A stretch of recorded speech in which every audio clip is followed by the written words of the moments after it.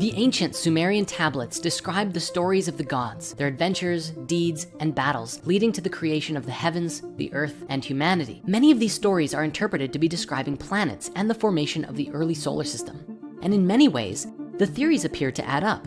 However, as the tablet stories continue on, they are read in a different way, as if these gods were not deities at all, but physical beings who came to the earth and were involved in human history.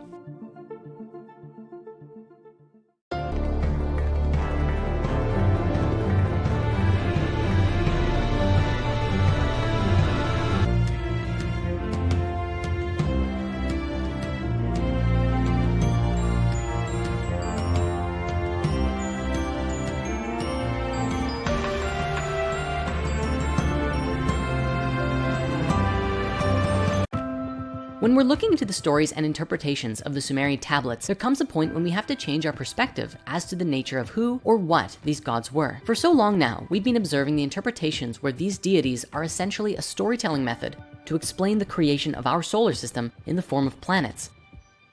The electric universe and the Nibiru theory covers a few different possibilities about how these events could have transpired. However, as we look to the continuation of these stories, we begin to see the interpretations change. Looking at the Enuma Elish and a wide number of other Sumerian tablet stories, we see these gods interpreted as if they were actual physical beings who were believed to have played a part in the creation of humanity. This is one of the many reasons that interpreting the tablets are strange, and why historians may often choose to perceive the entire thing as a series of metaphors instead. In the main interpretation that came from Sitchin, he believed that these beings came from the planet Nibiru. However, other scholars who also interpret these gods as beings sometimes forego the conversation of Nibiru entirely and suggest instead that they simply came from somewhere else, such as the Pleiades, which are written about quite commonly in the tablets.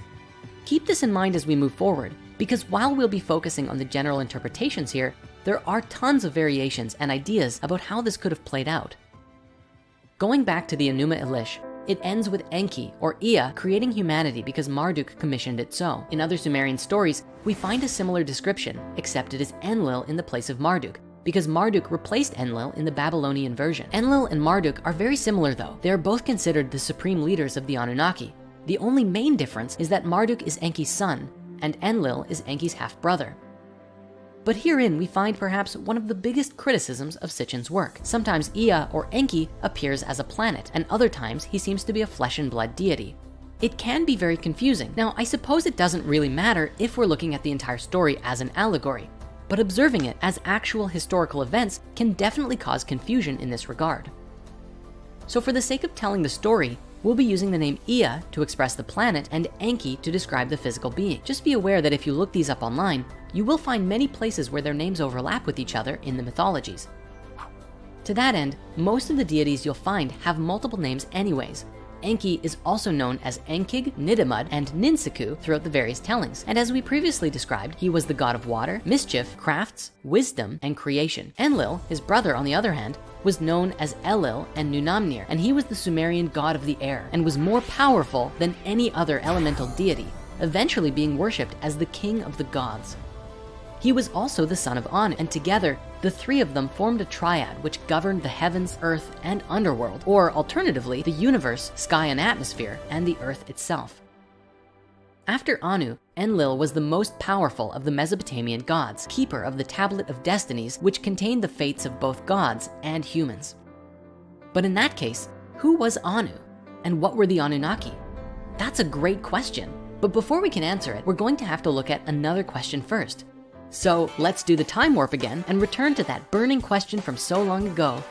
Who are the Nephilim?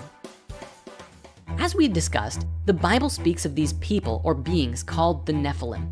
There's a lot of debate today as to who and what these beings were. Looking back to the original Hebrew translation, we see the word Nephilim. This story begins several 100,000 years ago and starts in the midst of a drama involving the Anunnaki, the planet Nibiru, and our Earth. Sitchin wrote that he believed that the planet Nibiru was inhabited with life at one point in its history. He wrote that the dominant species on the planet were bipedal in stature and had evolved conscious minds. They were the Anunnaki.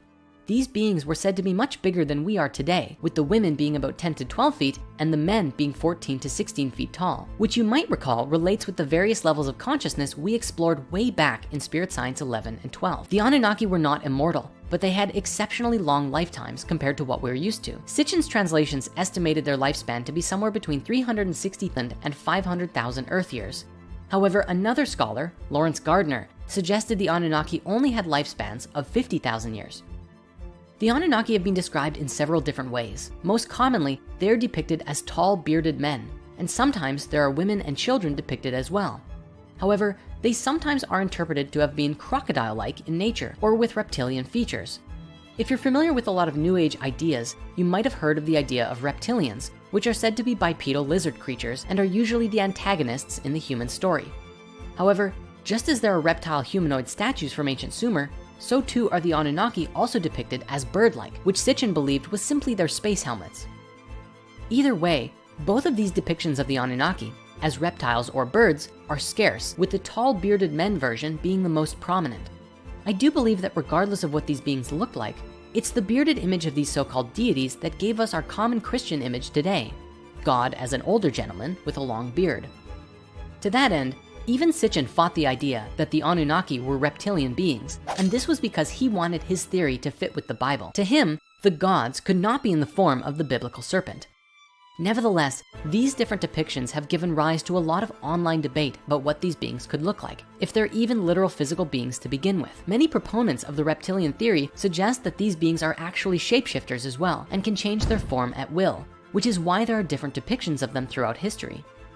This adds an entirely new dimension to the discussion and gives rise to the popular conspiracy theory that they could even be living among us today in secret. At any rate, for the focus of this series, we're going to keep to the depiction of the Anunnaki as these bearded humanoids, and we'll come back around to the alternate depictions sometime later on. One of the most important Sumerian gods is the Sky Father named Anu. A number of Sumerian texts discuss Anu, but not all agree to every aspect of his existence, such as where he came from or what he actually is. Despite the fact that we previously observed Anu as Uranus, on an allegorical level, Anu could simply be the way that the Sumerians personified the sky, and therefore the Anunnaki are those who came from the sky and outer space. The name Anu is the root word of Anunnaki, which is sometimes translated as offspring of Anu or princely offspring. This is why Sitchin believed that they were the species that came from above and beyond our planet. Anu was the heavenly father, and those who descended from the sky were his children. Once again, we see descriptions of God today as passed down throughout history. In Christianity, God is called the Heavenly Father, the origins of which we find with Anu, the ancient Sumerian god of the sky. According to Sitchin's translations and theories on the subject, the Anunnaki were technologically advanced beings living on the planet Nibiru. Let me also be clear that in Sitchin's book, The Lost Book of Enki, he puts forth a potential version of this ancient past drama, which is really epic, but also very elaborate and long. Honestly, this book would make a great Hollywood movie, just saying. Actually, in a way, it kind of already has, and I just want to take a moment to give a huge shout out to the band and team behind Messengers of the Wind, an animated rock opera that you can watch right now on YouTube. The whole thing is seriously amazing, and I just had to give it some mad props right here and now. As for today's exploration of this theory, we're just going to be going over the essentials. Otherwise, we could literally be here for a week. Sometime around 450,000 years ago, long after the event between Nibiru and the planet Tiamat, the Anunnaki began having a problem with their planet. As we discussed earlier, this planet had a very strange orbit, which took it far away from the sun for long periods of time. Sitchin interpreted from the tablets that the planet had a lot of internal heat, which kept things alive in the long distances of space. However, over time and with the cooling of the planet and potentially even the widening out of its rather sharp orbit, Nibiru grew colder and colder during its long voyages away from the sun, and the planet was slowly becoming less habitable. Sitchin suggested that the Anunnaki scientists decided on a solution that would strengthen their atmosphere and hold heat in for significantly longer periods of time, making it possible to survive in the far reaches of space. The Anunnaki decided that they would gather large amounts of gold and pulverize it into a fine powder and release it into their atmosphere, essentially creating a heat container for their planet. Believe it or not, our scientists have considered the exact same thing. putting light-reflecting particles into our stratosphere to help fix the ozone layer and cool our ever-warming planet. And so, in their attempt to solve their problem, they began looking for large quantities of gold in our solar system, as their planet didn't have the large quantities they needed to coat an entire atmosphere with gold.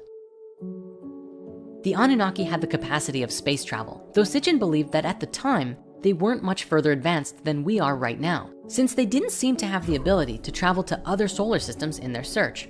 They scanned all of the planets in our solar system until they found what they were looking for, large deposits of gold right here on Earth.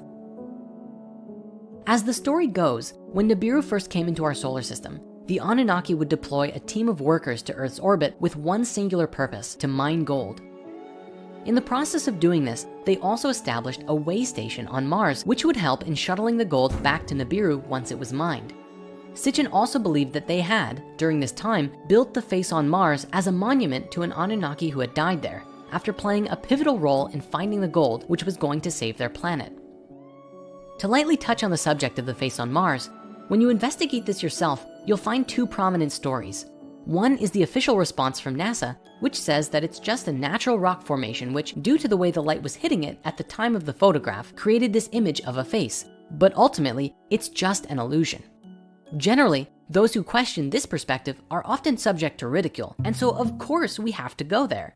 It wouldn't be spirit science if we didn't. On the other side of the spectrum, you'll find ex-NASA scientists and astronauts, retired US Army command sergeants, and a university physics professor, along with a number of ancient astronaut and conspiracy theorists who put forth that the face, along with a set of nearby mountainous structures that look an awful lot like pyramids, are the remnants of an ancient civilization.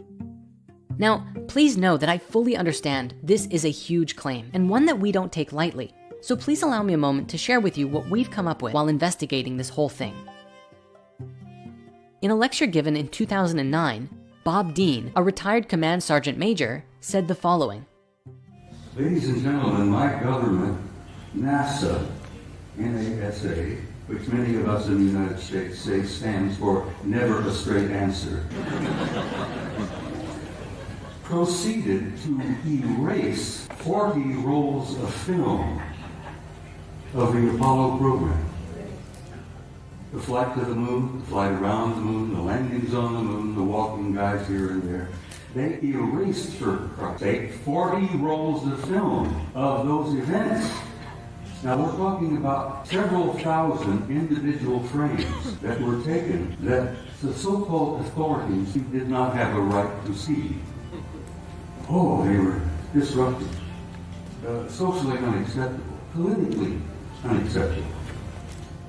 I become furious. I'm a retired command sergeant major. I was never famous for having a lot of patience. Now, another man named Brian O'Leary, who was a NASA astronaut and a close friend of Carl Sagan for many years, expressed in an interview with Project Camelot that a huge rift was created in their friendship over the face on Mars. Carl and I debated this, and it was very disappointing to me because not only was Carl wrong, he also fudged data. He published a picture of the face in Parade magazine, a popular article saying that the face is just a natural formation. But he doctored the picture to make it not look like a face. And I began to realize just directly from a scientific point of view, not only hearsay, that this man was colluding with NASA, that there might be more to this than before. And then when I started studying things like MJ-12 and other organizations that were covering up the UFO phenomenon, Carl was on a committee with a number of notable people. There was a report issued by the Brookings Institution in 1961, and that's about when I knew Carl. During those years, the 60s mostly, is when I worked closely with him. That he and this other group said, well, if any ETs ever showed up on the Earth, it has to be covered up. That's the only way we're going to be able to manage this, because if we can't, it would be too much of a culture shock. So their recommendation to the government in 1961 was to cover up the UFO phenomenon. And I think in a way that provided a justification for the ongoing cover-up. Way back in '61 was to keep things secret.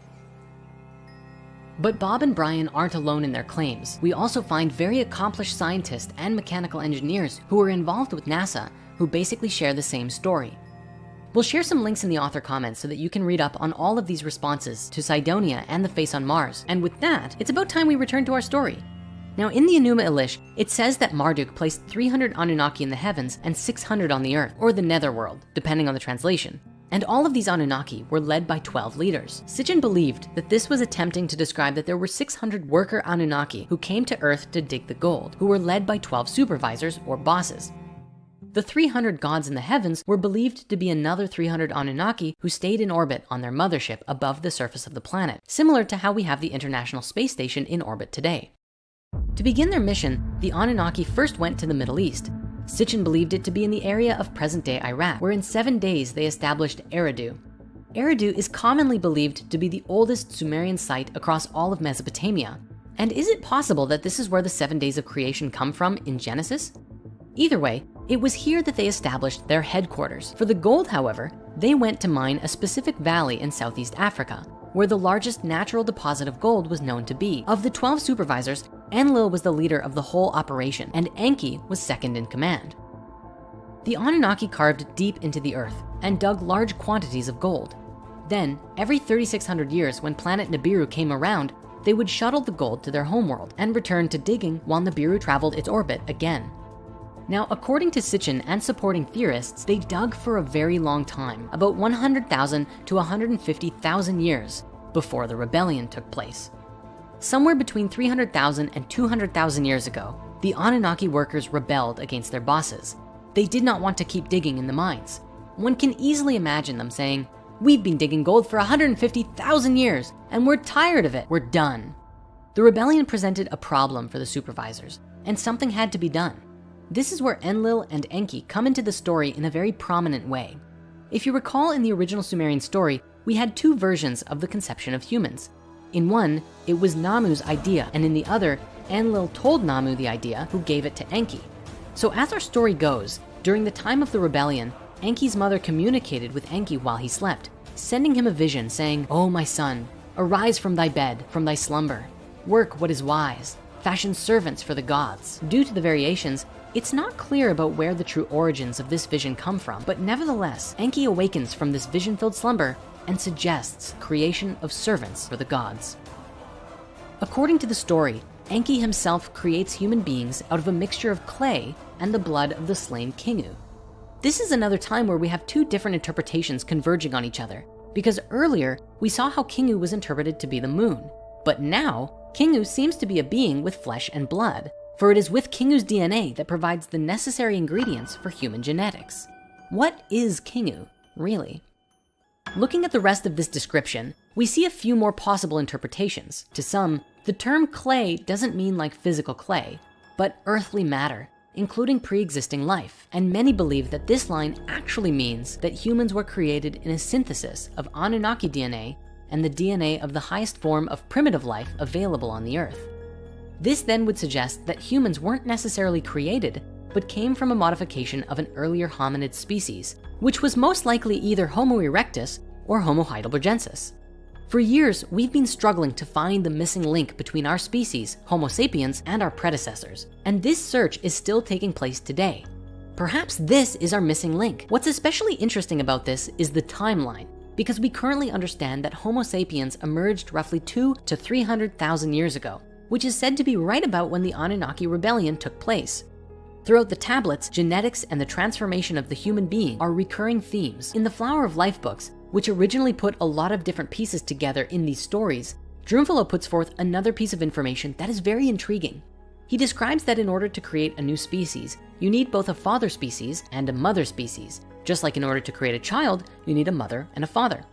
Drunvalo said that the Anunnaki were our mother species because they did the actual birthing, and that our father species were actually the Sirians, or at least a species from the star system Sirius. So to be very clear, these beings came from Sirius, not Syria, which is one of the closest stars to us and the brightest star in the sky. Well, not counting the sun. Okay, second brightest. Now, while the Anunnaki were primarily a third-dimensional species, the Sirians were fourth-dimensional, and so were able to come to our planet in a way that was probably like tessering from A Wrinkle in Time. In a stunning ritual, he described that these beings traveled here interdimensionally and entered directly into the womb of the halls of Amenti and before the Flower of Life, the sacred heart of all consciousness on the planet. Because they understood everything was light and energy, in their fourth dimension, they created 32 rose quartz slabs, and then laid down upon them and entered into a long meditation, conceiving a new consciousness. Then Enki on the third dimension created a laboratory human egg, a genetic fusion of Anunnaki DNA and the DNA of the previous hominid species, and put them into Anunnaki women who were volunteering to do this. The new seeds of consciousness created by the Sirians then entered into the eggs and impregnated the women who nurtured them for what probably felt like 9 months or so and bore them as children. Now, let's be clear that this part about the Sirians is not found in the Sumerian tablets themselves, and so it's not grounded in any ancient writing. But it's a very compelling idea nonetheless, especially because of its implications, that the Anunnaki developed our bodies, but not our souls. And I mean, who knows? Maybe they were the bird people. Then again, it might all just be a fun idea and nothing more, because just as much as the Sirians could be said to be our father species, it could also be said that Homo erectus was our father species, the seed that was nurtured into something new. Ultimately, after all was said and done, the tablets write that the Anunnaki had created an entirely new species of life on planet Earth, and that species was us. The legends in the ancient tablets are very clear that the Anunnaki created humans to support and serve the gods and help maintain all of creation. A lot of questions still remain though. What happened once we were created, and how did we earn our freedom? The plan for the Anunnaki was to create a more advanced race than Earth had at the time, to use for the purpose of mining gold and performing other laborious tasks. This, according to these interpretations of the ancient Sumerian records, was our original purpose as a species, a slave race to mine gold. Sitchin believed that the Anunnaki's original intention was to use us to mine all of the gold that they needed, and then destroy our race and leave the planet once they had no more use for us. What's amazing about this interpretation is that there are some incredible discoveries we've made in recent years that lend some merit to the story. As we previously discussed, we have first the timeline itself. The sudden emergence of Homo sapiens 200 to 300,000 years ago is a huge piece in the puzzle. What caused this dramatic jump in evolution from Homo erectus or Homo heidelbergensis at this time frame? Today, archaeologists still have a difficult time explaining it. I don't want to outright suggest that it was explicitly the Anunnaki. Maybe it was a big cosmic monolith from 2001, A Space Odyssey. That'd be pretty cool. Then again, the tablets say it was Enki, so let's go with that for now. Now, here's where we have something very curious, and if you haven't heard it before, brace yourself, because it's pretty amazing. Right in the area where the Sumerian records state that we mined gold, archaeologists have found what may actually be gold mines, and these ancient ruins are believed by some to date back as far as 200,000 years. Stay open while we go through this, because there's a lot of mystery here and even more debate around the nature of these ruins, so we'll do our best to cover all sides of the argument. Archaeologists, anthropologists, and historians don't really have an answer about how these colossal sites could exist back from 200,000 years ago, which is why many still debate that they're only 25,000 years old, or somewhere between those numbers. The general consensus in the mainstream world is that they're just early human settlements, not gold mines. However, even if this is true, even if these sites are not ancient gold mines, the magnitude of these ruins, even dating them at their most recent date, throws a huge wrench in our modern preconceptions about the origins of agriculture and civilization, with historian Professor Peter Delius and archaeologist Dr. Alex Schumann putting forth that they are a clear indication of an ancient technological and agricultural innovation long before the colonial era. Along with these amazing insights, we also have the discovery of what is now called Adam's calendar, which is a curious arrangement of ancient blocks aligned perfectly with the movements of the sun, solstices, and equinoxes. Today, these sites are known as the Baconi ruins, named after the Baconi people who trace back to the early 16th century, despite clear evidence that these ruins date back thousands upon thousands of years prior. The ruins themselves today are generally neglected by the government and heritage institutions and are getting damaged over time, but some have been saved thanks to the initiatives of private owners. These ruins are a giant complex of circular structures connected by channels and suspended in an expansive web of agricultural terraces. If we assume these were dwellings, some suggest it could have held an absolutely massive population, which is unimaginable to think something like this could exist so long ago. But now, here's where things get even more interesting. Extensive electronic measurements that took place of these ruins in 2011 have shown that the circular stone ruins are actually energy generating devices, using the natural sounds that emanate from the earth to create strong electromagnetic fields as a result of sound amplification. The shapes of these circular ruins are specific and unique because each circle represents the cymatic pattern of the sound energy as it appears on the surface of the earth at that point. And just briefly, in case you're unfamiliar with it, cymatics is a word derived from the Greek chyma, meaning wave, and tachymata, meaning matters pertaining to waves. The study of cymatics was pioneered by a Swiss medical doctor and natural scientist named Hans Jenny. He was able to create a physical representation of vibration, or how sound manifests into form through the medium of various materials. This fascinating work offers profound insights into both the physical sciences and esoteric philosophies, and illustrates the very principles which inspired the ancient Greek philosophers. These cymatic images are truly awe-inspiring, not only for their visual beauty in portraying the inherent responsiveness of matter to sound, but also because they inspire a deep recognition that we too are intrinsically connected to the same complex vibrational matrix of reality. As we explored way back in Spirit Science 7, the particles that make up the entire universe move in these very same geometric wave-like patterns. So we can see that at every level of reality, the essence of cymatics is present. Now, let us pretend that these really are ancient gold mines, as many people today believe they are. It would appear then that with a deep understanding of the phenomenon of cymatics, that the Anunnaki were able to mine gold or perhaps move it around using the frequencies of the earth. And thus their gold mines were designed very specifically to resonate with the sounds of the planet, allowing them to do their work more easily. We know today that sound levitation is fully a thing and may even be a great key to flying vehicles one day. So is it possible that these sites are the ancient remnant of sound levitation and like uses on an absolutely massive scale? Some sites, such as this one, are even more unique, having seemed to be constructed to very precise phi ratios. I know that so far we've been drawing all of these miners with pickaxes, and we're going to continue to, but please know that this is for the ease of telling the story for us today. To these ancient miners, they'd probably think pickaxes were a fairly limited and primitive technology. Regarding these ruins, the man responsible for leading the research on the electromagnetic fields of these sites is Michael Tellinger, who wrote the following about his experience there. I have measured these spectacular energies and electromagnetic waves and therefore do not hesitate to make these claims. The fact that these circles are all connected by the stone channels makes it very clear to any scientist who works with electricity or energy that the stone circle complex is a giant energy generating grid that was most likely used in the mining and processing of gold on a scale unimaginable to us today. From Michael's work, he suggests that there was a civilization living at the tip of South Africa, mining gold for nearly 200,000 years, a civilization which at some point completely and suddenly vanished from the radar.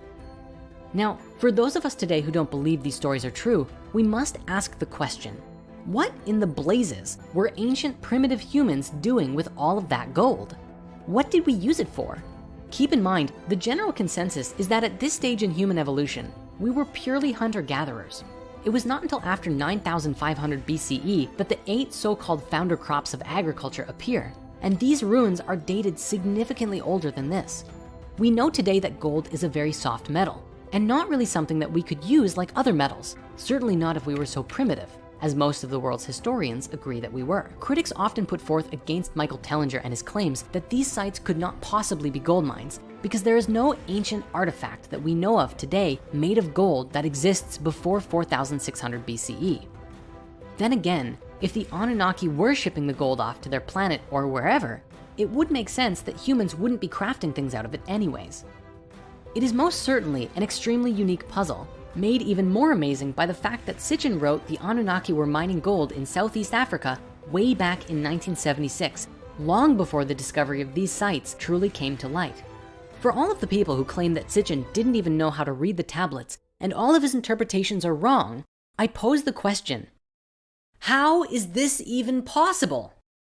Now, I know what you might be thinking. Michael Tellinger read a Sitchin book, went to Africa, and then claimed some old ruins that he found were gold mines. And you know what? Maybe he really was looking for them.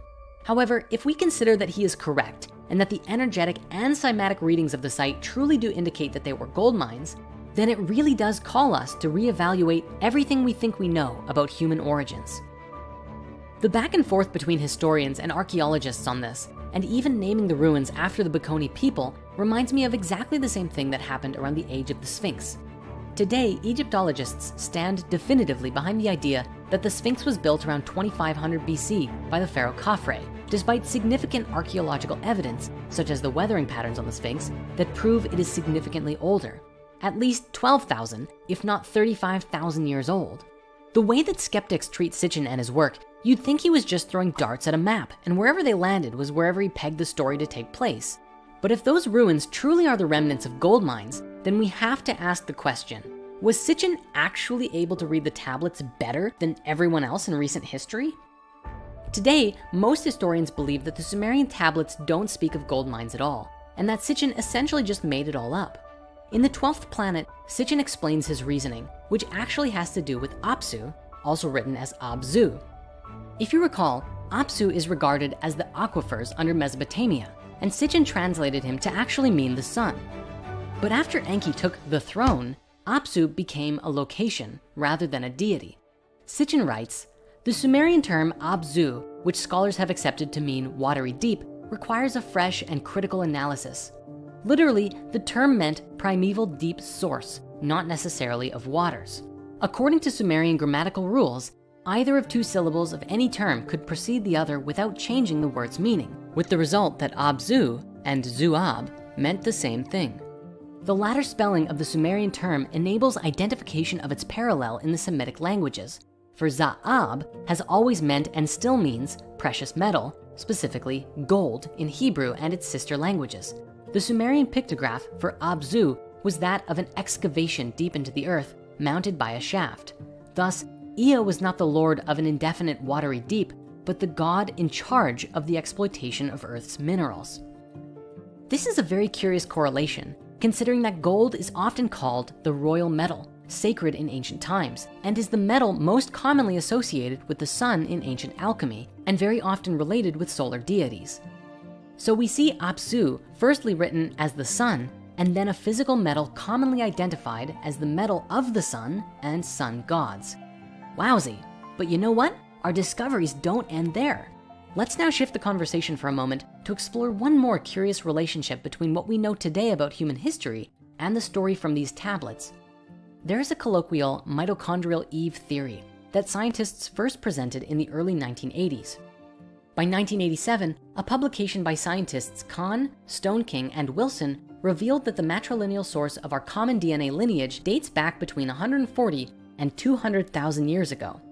To be clear, the original nomenclature for this finding was Lucky Mother, but when a publication in Science titled The Unmasking of Mitochondrial Eve was released to the world, the name Eve stuck in the minds of the masses.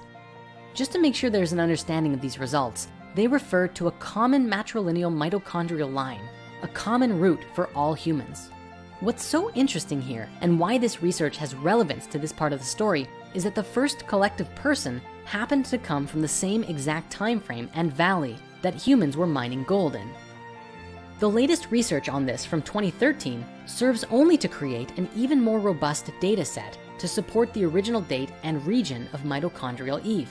Isn't it so remarkable that the original theory and still prevalent out of Africa theory of human origin just so happens to point to the same valley where the Sumerian records say that it all started? Coincidence? You decide. Let's now bring ourselves back to the story, sometime around 200,000 to 300,000 years ago, when Enki created humanity. If you are knowledgeable of Greek mythology, this part of the story sounds very familiar to Prometheus, the ancient titan who created humanity out of clay. Like Prometheus, Enki stands up for the human race when in conflict with the gods, most of all, Enlil. From a more scientific perspective, the tablets seem to depict Enki as a geneticist who used some form of advanced technology to clone and create this new kind of human. There's even tablet images that depict a pattern that looks an awful lot like a DNA strand. Despite Enki's work, Enlil was still in charge of the operation and would command Enki to modify the genome as he required. Sitchin explains that the combination of earthly clay mixed with divine blood to create the prototype of man is firmly established by the Mesopotamian texts. We also see this reflected in Genesis 2, where Elohim fashioned Adam from the clay of the soil, and he blew in his nostrils the breath of life, and Adam turned into a living being with a soul. The Hebrew term commonly translated as soul here is nephesh, that elusive spirit that animates a body and seemingly abandons it when the physical form dies. Interestingly, the term Adama, after which the name Adam was coined, originally meant not just any earth or soil, but specifically dark red soil. The Hebrew name for the color red is also Adam, which stems from the word for blood. This name Adam employed a Sumerian linguistic play of double meanings. The Adam could mean several things: one of the earth, one made of dark red soil, and especially the one made of blood. The Sumerian texts also speak of attempts to craft a perfect primitive worker, which along the way resulted in deformed humans created by Enki and the mother goddess Ninhursag, which you might remember from her other name in the Babylonian story, Damkina. Essentially, in an attempt to perfectly match the genome of their human prototypes with the Anunnaki, there were some mistakes that were made along the way through a process of trial and error. Ninhursag also has another name called Ninmah, and in one particular ancient story called Enki and Ninmah, describes a bunch of awkward failures. In the story, Ninmah produces a man who could not bend his outstretched weak hands, one who could not close his eyes, one with both feet broken, one who was just an idiot, a man who could not hold back his urine, a woman who could not bear children, and a being who had no sex organs at all. With each new failed attempt at a proper functioning human, Enki finds a place for them in society, often as servants for the king. Sitchin theorized that the story recalls the first phase of the existence of the hybrid man, a being in likeness and image of the gods, but incomplete in some ways, including sexually, lacking in quote unquote knowing.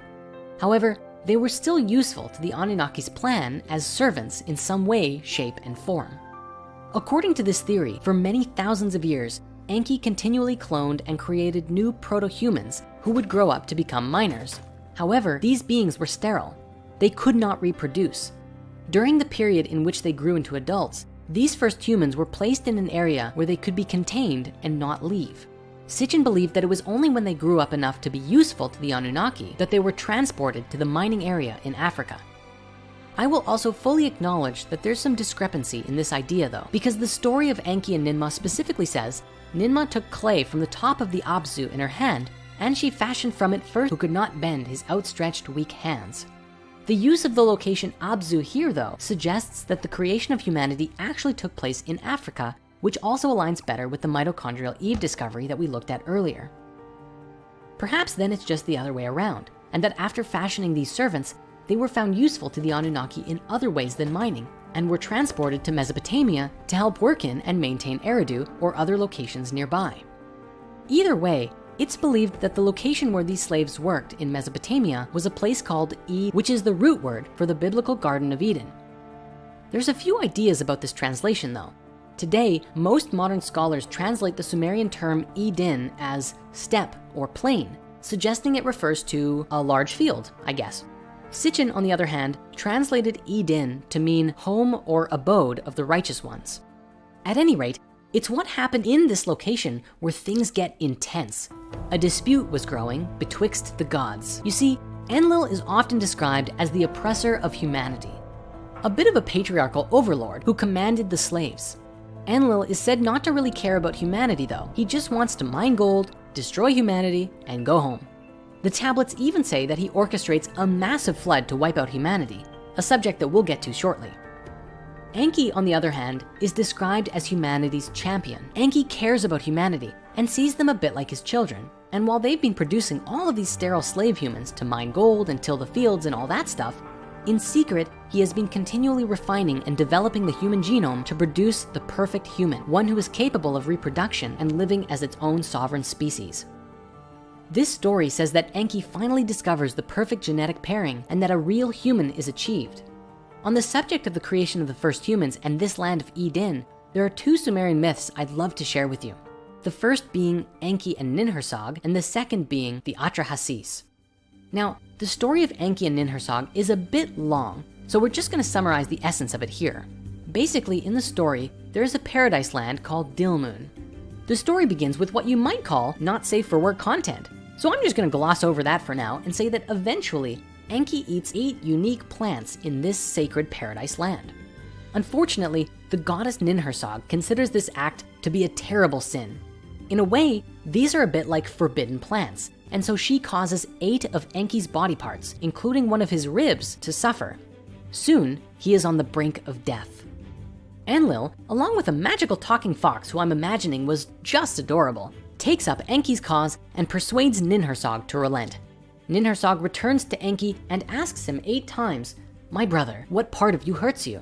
And he responds with the various parts of his body that hurts. As Ninhursag heals his body, 8 different deities emerge in the healing process, and the one who emerges in the healing of his rib is the goddess Ninti, whose name means both Lady of the Rib and Lady who makes life. As you can tell, there are tremendous parallels to this story of Eve being created from Adam's rib in Genesis 2, as this is its likely origin. Further, Eve in Hebrew is Hawa, and is most commonly believed to mean living one or source of life. What I find especially interesting about this is that in the Sumerian story, the characters on who Adam and Eve are based on are both deities. While the name Adam comes from Adamu, the character seems to be based on Enki, and Eve's name relating to life and being born of Adam's rib fully links her with Ninti. Now, the second story I mentioned, the Atrahasis, essentially begins as the Enuma Elish ends, with the need for servants for the gods. Instead of Kingu, however, an Anunnaki named Wei Lu, also Lawela, volunteers to be killed for the use of his blood. And his flesh, blood, and intelligence are kneaded into clay by the mother goddess Ninhursag. With this mixture, she creates 7 male and 7 female human beings all at the same time. These 14 new creatures are exceptionally fertile, and soon there are hundreds and then thousands of people on the earth, all doing the work which once occupied the Anunnaki workers. The story goes on to say that the humans grow very noisy and even obnoxious and disturb Enlil to the point that he decides to destroy them all. Didn't Apsu and Tiamat have the same challenge with their kids? I guess history truly is doomed to repeat itself, unless we can learn from our past mistakes. Anyways, the significant part of this story is that it says that they produced the men and women at the same time. It's important to note this because for thousands of years we've been taught by the religious institutions of the world that the man came first, and that seems to pervade through our patriarchal society in a rather uncomfortable way. I hope that today, as we become more aware of these older stories, we might come to have a deeper understanding within us that we truly are all equal, and the patriarchy can fade away into a society that respects and honors all sexes equally. Returning to the main story, we saw Enki and Ninhursag have been toying with the genetics until they could create a perfect being, one who could reproduce and think for themselves. The moment they did, it marked a huge turning point for everything, because the success of this experiment changes the human genome to enlighten mankind. But as mentioned before, this was the beginning of a huge problem, because Enlil did not want humanity to become a sovereign species of their own. He had plans to make little robot people to work for him, and then he was gonna just outright destroy them all. When he found out what Enki had done, he was furious and exiled the humans from the Anunnaki settlements. Now, as a side tangent, here's something I think you're really going to enjoy. In the first episode of Ancient Civilizations on Gaia, Greg Braden explained something that is positively mind-blowing, a very relevant discovery found within our own DNA. Check this out. Shedding new light on these creation stories is with the mystery of human chromosome number 2. Human chromosome number 2 is the second largest chromosome in the human body. It forms about 8% of DNA in every cell. And what makes it such a mystery is that it appears to be the result of an ancient fusion of pre-existing chromosomes from primates that have been fused in a very precise way, and the fusion site has been modified and stabilized so that human chromosome number 2 is optimized for us today. This has happened in a way that cannot be explained by evolution as we know it today. Now, why is this important? Human chromosome number 2 contains the genes that largely set us apart from all other forms of life. The cortex of the human brain that gives us the ability for things like logic, empathy, sympathy, compassion, the ability to consciously trigger conscious states of self-healing within our bodies. These are possible because of what has happened with human chromosome number 2. Could chromosome number 2 be the work of a master geneticist, otherwise known as Enki from the Sumerian text? With this revelation, the tablets give us a significantly different perspective of the Garden of Eden story and our origins. Now, at this time, I have to encourage you to really practice looking at this openly without judgment or fear, because there are deep roots within our psyche from generations of institutional Judaism and Christianity that have essentially indoctrinated us into believing a very specific ideology. For example, the serpent in the Garden of Eden is said to be Satan. Generally, if you suggest an alternate interpretation to this, people naturally assume you must be evil yourself. So with that as a disclaimer, we get to see that the myths on which the Garden of Eden story were based actually suggests that the character who eventually was written to be the snake was really freeing us from our captivity. It was due to Enki's modification that we tasted a form of knowledge that we were not previously capable of comprehending, thinking for ourselves, becoming self-aware, and capable of doing anything because we were no longer running on the Anunnaki programs, but our own unique consciousness. However, this also came at a price. We were capable of doing anything, including experiencing within us both good and evil. We had tasted from the fruit of knowledge of good and evil. Perhaps this is why the snake was written to be Satan in the creation of the Old Testament, because they had stories of paradise and gods from their ancient history, and the authors naturally assumed that the exile from the Garden of Eden was a punishment. In a way, it was, because we had to learn to fend for ourselves from now on. But ultimately, that would bring us to, over the next thousands of years, evolve our consciousness higher and higher and become the beings that we are today. The beautiful thing is, we are still growing, and one day we will evolve to the point where we will know and understand that we are all connected, and we will travel and explore the universe and experience a life almost unimaginable to us today. Now, there's one more fun thing about all of this that I wish to share with you. Genesis 3:8 says, "Then the man and his wife heard the sound of the Lord God as he was walking in the garden in the cool of the day. And they hid from the Lord God among the trees of the garden. But the Lord God called to the man, 'Where are you?' He answered, 'I heard you in the garden, and I was afraid because I was naked, so I hid.' And he said, 'Who told you that you were naked? Have you eaten from the tree that I commanded you not to eat from?'" Okay, let's break this down. First, God is walking through the garden. He's walking, implying he has a physical body. In this classic scene, God is walking through the garden calling for Adam and Eve. He doesn't know where they are. He's God, but he doesn't know where Adam and Eve are? He calls for them and they come. He doesn't know that they ate the fruit until he sees them trying to hide themselves because they are ashamed. It is only then that he realizes what they've done.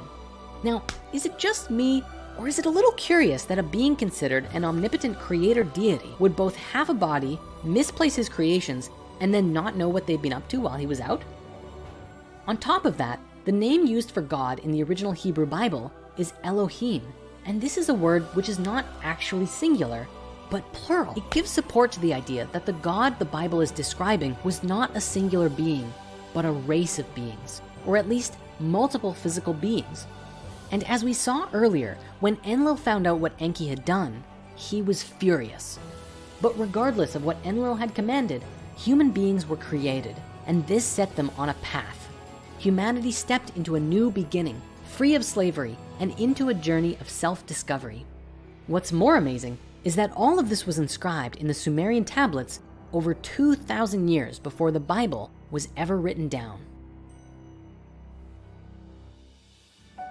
When discussing the story of the history of humanity, this is the part where there's a bit of a break in the chain, making it very difficult to discern the truth. Keep this in mind for this chapter specifically, because the ancient accounts are very fragmented and their meanings are not always agreed upon. You see, most stories in the Sumerian tablets document the creation of humanity and then usually are fragmented until the story of the flood. The flood is a huge discussion of its own and one that we're going to be exploring very soon. However, there is a big mystery of what happened in the middle. In order to make sense of it, we have to look to a few different sources. It's definitely one of those subjects that I really encourage keeping an open mind about, because there are several different key versions and stories about what happened, from James Churchward's account of Mu, to the Book of Enoch, to Plato's account of Atlantis, which may have even come from ancient Egypt.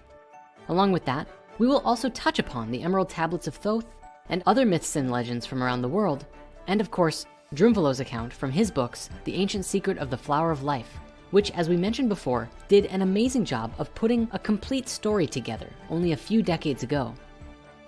According to Drumvalo's version, from the time of Adam and Eve, our race developed in two strains. One that could live free from enslavement, although they were still monitored, and the others that were destined for a life of slavery. After the first humans were born, they moved away from Eden to another part of Africa or Eurasia, where they were allowed to grow and develop their consciousness. Eventually, there was a consciousness shift, and these early humans migrated to a place that was very isolated from the rest of the world. The place that we moved to was called Mu, though commonly today it's known by the name Lemuria. When you begin to research Lemuria, you find some interesting things. The original theory for Lemuria was that it actually was an island or a stretch of islands located in the Indian Ocean, connecting Madagascar to India. The name Lemuria actually came about from a 19th century controversy over Darwin's origin of species. Defenders of his theory had trouble explaining how a certain species, specifically lemurs, became distributed in Madagascar and India, but not in Africa or the Middle East, connecting the land masses. It became suggested that at one point, a land bridge existed in the Indian Ocean, which they named after the lemurs they were studying. Thus the name Lemuria came to be. The concept of Lemuria was quite popular for a while, before losing relevance due to the evolution of continental drift theory, where the continents existed together as Pangaea. The name Lemuria was then later applied in modern spiritual circles to the legends of Mu, which is sometimes also called Pacifica. Anyway, so what is Mu? Well, the legend of Mu first began in the writings of Augustus Le Plongeon, after his investigations of the Mayan ruins in the Yucatan. His work with translating parts of the Popol Vuh led him to believe that Mu was associated with the lost continent of Atlantis, and wrote about it as such. However, Mu as a lost continent in the Pacific began with a man named James Churchward, who met with Plongeon and his wife in 1885 after their 12-year excursion in the Yucatan. The hypotheses are featured in a series of books written by Churchward between 1926 and 1933. He claimed that when he was a young man serving as a soldier in India, a high-ranking temple priest showed him an ancient set of clay tablets that only 2 others could read. James said that he convinced the priest to teach him the ancient language, and that upon reading them, he learned that they came from a place where man first appeared, Mu. James gave a vivid account of an ancient advanced civilization, the Nakals, who flourished sometime between 50,000 and 12,000 years ago. Mu was said to have 64 million inhabitants and 7 major cities, with colonies established throughout the other continents. The entire population was separated into 10 tribes and followed one government and one spirituality. He said that the continent was located in the Pacific Ocean and was 5,000 miles east to west and 3,000 miles from north to south. He also stated that it had massive plains, vast rivers, rolling hills, large bays and estuaries, and that eventually it was obliterated in almost a single night after a series of earthquakes and volcanic eruptions. After Mu sank, its inhabitants would become the founders of the great civilizations of Egypt, Central America, India, and others, and was the source of the world's ancient megalithic architecture. According to James, the king of Mu was named Ra, and he said this was related to the Egyptian god Ra, as well as the Rapa Nui word for the sun, Ra'ah. Looking to the Bible, James also made a note that Moses had trained by the Nakal Brotherhood in Egypt, and he believed that the Assyrians mistranslated the Garden of Eden story, suggesting that it should have been in the Pacific Ocean. Today, most archaeologists insist that the legends of Mu are pure pseudo-archaeology, end of story. But what I find interesting about this is that at the very least, there's some evidence that appears to support the idea. Let's begin with the geography. Now, the legends of Mu suggest that it was a massive continent in the Pacific Ocean, and there are a few accounts as to what this place looked like. While James suggested it was a long continent with rolling hills and many rivers, Drumvalo's account in the Flower of Life book suggested it was not a single island, but a stretch of islands of varying sizes, a massive archipelago ranging from the area around Hawaii through Polynesia and all the way to Easter Island. In floor maps of the Pacific Ocean, you can see this stretch of mountainous bodies underwater, which could have had both massive islands as well as supporting many little islands as well, were it at the surface of the ocean. There are several other ancient discoveries which could potentially be physical evidence of Mu, from Japan's underwater site at Yonaguni to the cryptic petroglyphs on Hawaii. And that's not to mention Easter Island. We know today that many of the remarkable features of Easter Island, such as the legendary Easter Island heads, which were recently discovered to have traces of full bodies, were only built in the last 1,000 years. But Easter Island also has an ancient written text in a language called Rongo-Rongo, although it's unclear as to whether or not this is writing or proto-writing. If it is in fact a full writing system, it could be one of the only surviving cases of an independent invention of an alphabet ever in history. These surviving tablets are a huge mystery for us today, as the language has still not been deciphered.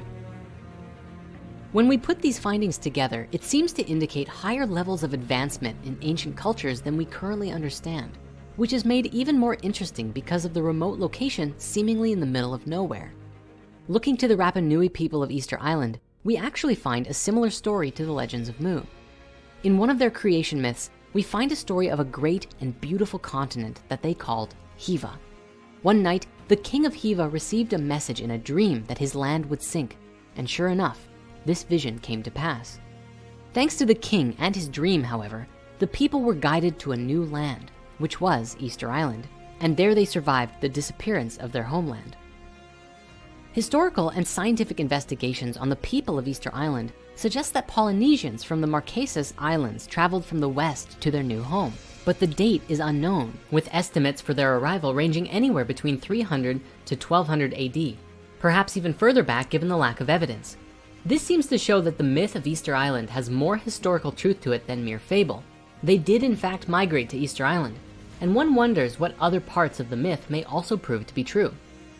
Stepping back to the history of the people of Mu, in the ancient secret of the flower of life, Drunvalo described that the descendants of Adam and Eve were taken by Enki to Mu, although he used the name Lemuria, so that they could safely grow and develop their consciousness on their own, without interference from the slave miners or the Anunnaki, who were still mining Africa for its gold and inhabiting their cities and temples across the Middle East.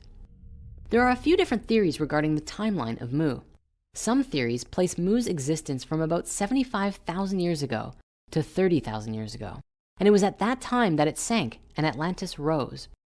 Others believe that Lemuria and Atlantis existed at the same time, which is what we find in James Churchward's version of the story. In Drunvalo's telling, on Mu, humans evolved to a very high level of consciousness, where we became capable of doing things that would seem almost impossible to us today.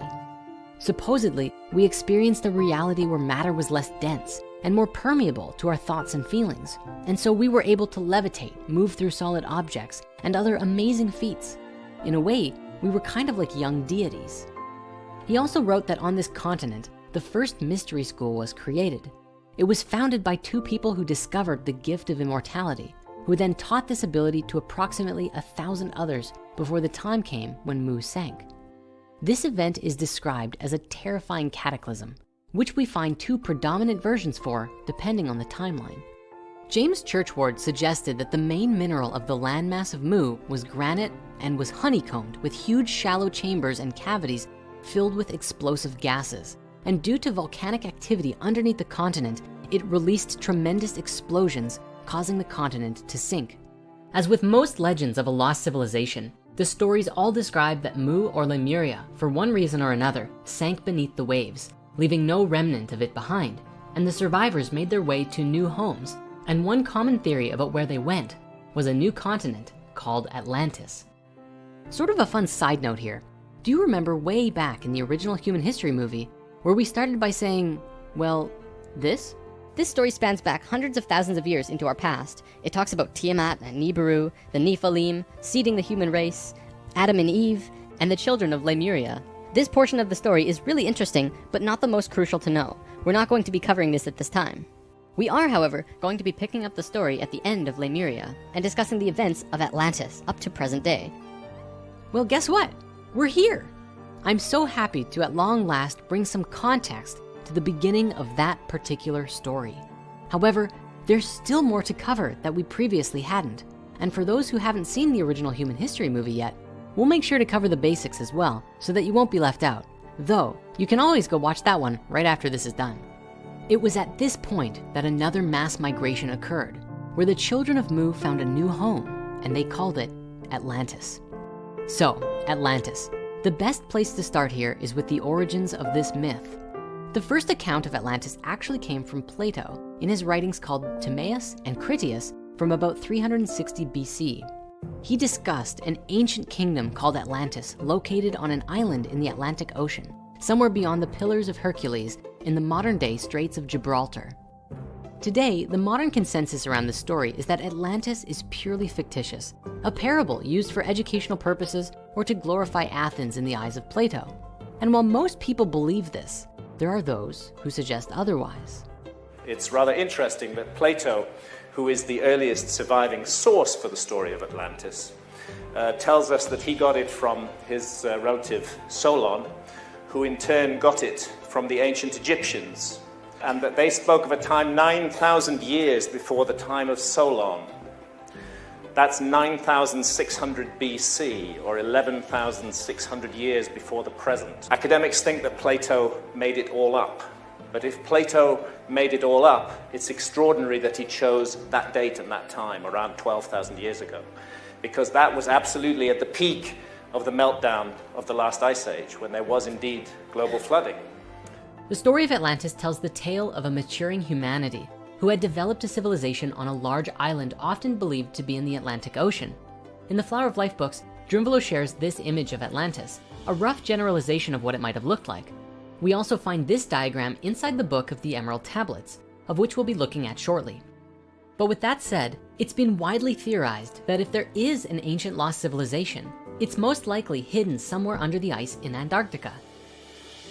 In a Nova special called Antarctica: Secrets Beneath the Ice, geologists discover multiple places in Antarctica which had the remains of old mosses and plant tissues in what they described as pristine condition from a time when Antarctica was still warm and abundant with life. There are even pieces of trees that have been found, all of which have been preserved under permafrost rather than becoming fossilized. The geologists in this video describe that the bits of nature are not from millions of years ago, but relatively recent history. This is a landmark and paradigm-shattering discovery, because even today, if you do some research, you'll find that the general consensus is that Antarctica was last ice-free 3.5 million years ago, and the remnants that were just discovered there prove that number wrong entirely. This dramatically changes our perspective of the history of our world. Fragments of nature are found under a layer of volcanic ash, suggesting that a huge volcano or cataclysm of some kind, maybe a comet hitting the Earth, caused a dramatic shift that we're now seeing the remnants of today. Further, I'd like to take a moment to discuss with you the legendary Piri-Reis map, an old map drawn by admiral and cartographer Piri-Reis in Constantinople in 1513, which describes with remarkable geographical detail the seismic profile of certain portions of Antarctica. Reis used information gathered from many explorers at the time. But what's amazing about this map is that Reis could not have acquired his information about Antarctica from any contemporary explorers, because this continent remained undiscovered until nearly 300 years after the map was drawn. But what's perhaps even more anomalous about this whole thing is that the map depicts what Antarctica looks like under ice-free conditions. The last time that that area would have been free of ice would have been at least 6,000 BC, which was a whole millennium before the Sumerian civilization really began to emerge into the culture we know today. A note on the southernmost section of the map reads, "And in this country, it seems that there are white-haired monsters in this shape and also 6-horned oxen. The Portuguese infidels have written it in their maps." Interestingly, the Portuguese provided information on this southernmost region in Reis's map, according to the notes on it. Now, Piri-Reis himself left notes that his map was drawn from pre-existing information and maps. However, he himself did not venture any suggestions as to the identity of the cartographers who produced these earlier maps. In 1963, however, Professor Hapgood proposed a novel and thought-provoking solution to the problem. He argued that some of the source maps the admiral had made use of, in particular the ones that were said to date back to the 4th century BC, had themselves been based on even older sources, which in turn had been based on sources originating in the furthest of antiquity. There was, he asserted, irrefutable evidence that the Earth had been comprehensively mapped before 4000 BC by a hitherto unknown and undiscovered civilization, which had achieved a high level of technological advancement. The Piri-Reis anomaly and the mysteries of Antarctica are described with significant detail in Graham Hancock's book, Fingerprints of the Gods, and we highly recommend giving it a read, along with his follow-up book, Magicians of the Gods. Now, before we move on, there's just a few more interesting things that I have to share with you about Antarctica. The first is a particularly curious accidental leak of information that supports this idea that something is going on down there. And it actually comes from Fitbit. You see, recently Fitbit published a world heat map with Strava to show where people are commonly wearing their Fitbits. Now, I suppose most people do not disable their location services because this published map at first showed a number of curious formations under the ice in Antarctica, including a large ring and some other underground bases. Since this was initially published, the government or whoever has forced Fitbit to remove these images from their public heat map, but you can still find a few YouTube videos of people pointing them out. Well, hey, like this one.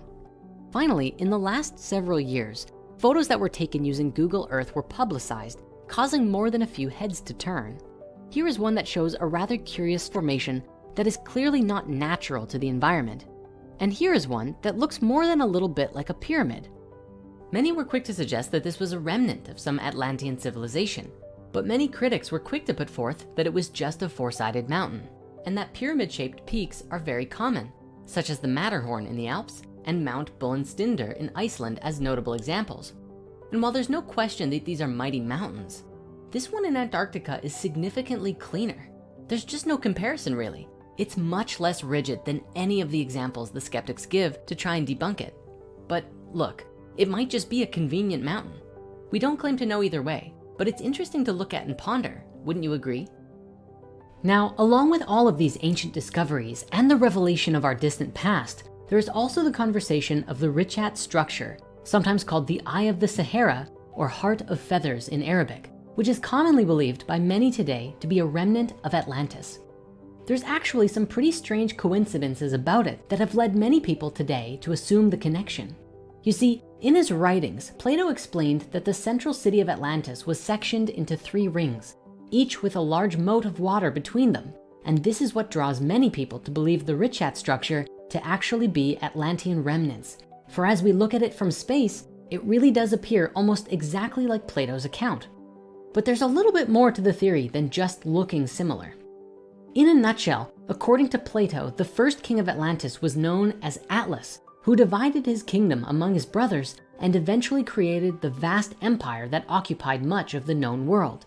But get this, according to the legends of the Berber people, who today live in Northwest Africa, they also have a mythical founder king who, you guessed it, was also called Atlas. Granted, there's not much to suggest they are the same person, and even Atlas of Mauritania is partly folklore. But according to reconstructed maps based on Herodotus's writings a while before Plato, some say he placed Atlantis in the same region right below the Atlas Mountains in Morocco. Now, it's worth pointing out that C14 dating places the Eye of the Sahara between 400 and 40 million years old. So it's way older than anything we've come across so far. And current research suggests that it's just one of those weird geological changes brought about by the separation of Pangaea. But what if it actually was an even older remnant of Atlantis? If we look back to Plato's account, he actually gives us some pretty good descriptions of what the environment and surroundings of Atlantis looked like. He tells us that the islands were larger than ancient Libya and Asia Minor combined, although this may be speaking to its power level, and that the Egyptians described Atlantis as an island consisting mostly of mountains in the north and a huge plain in the south. He also says that the Atlanteans dug a great canal to the sea, and alongside the bridges carved tunnels into the rings of rock so that ships could pass into the city. Now, if we look at the Richat structure, we can see that it has an opening, canal-shaped shaft to the south, which matches Atlantis' description of connecting to the sea. Further, a 2011 study seemed to indicate that carbonate within the breccia, bits of sedimentary rock, were created by low-temperature hydrothermal waters. The eye also has mountains to the north, again, just like Plato said, which potentially have evidence of ancient rivers around them, as well as being situated on a huge open plain.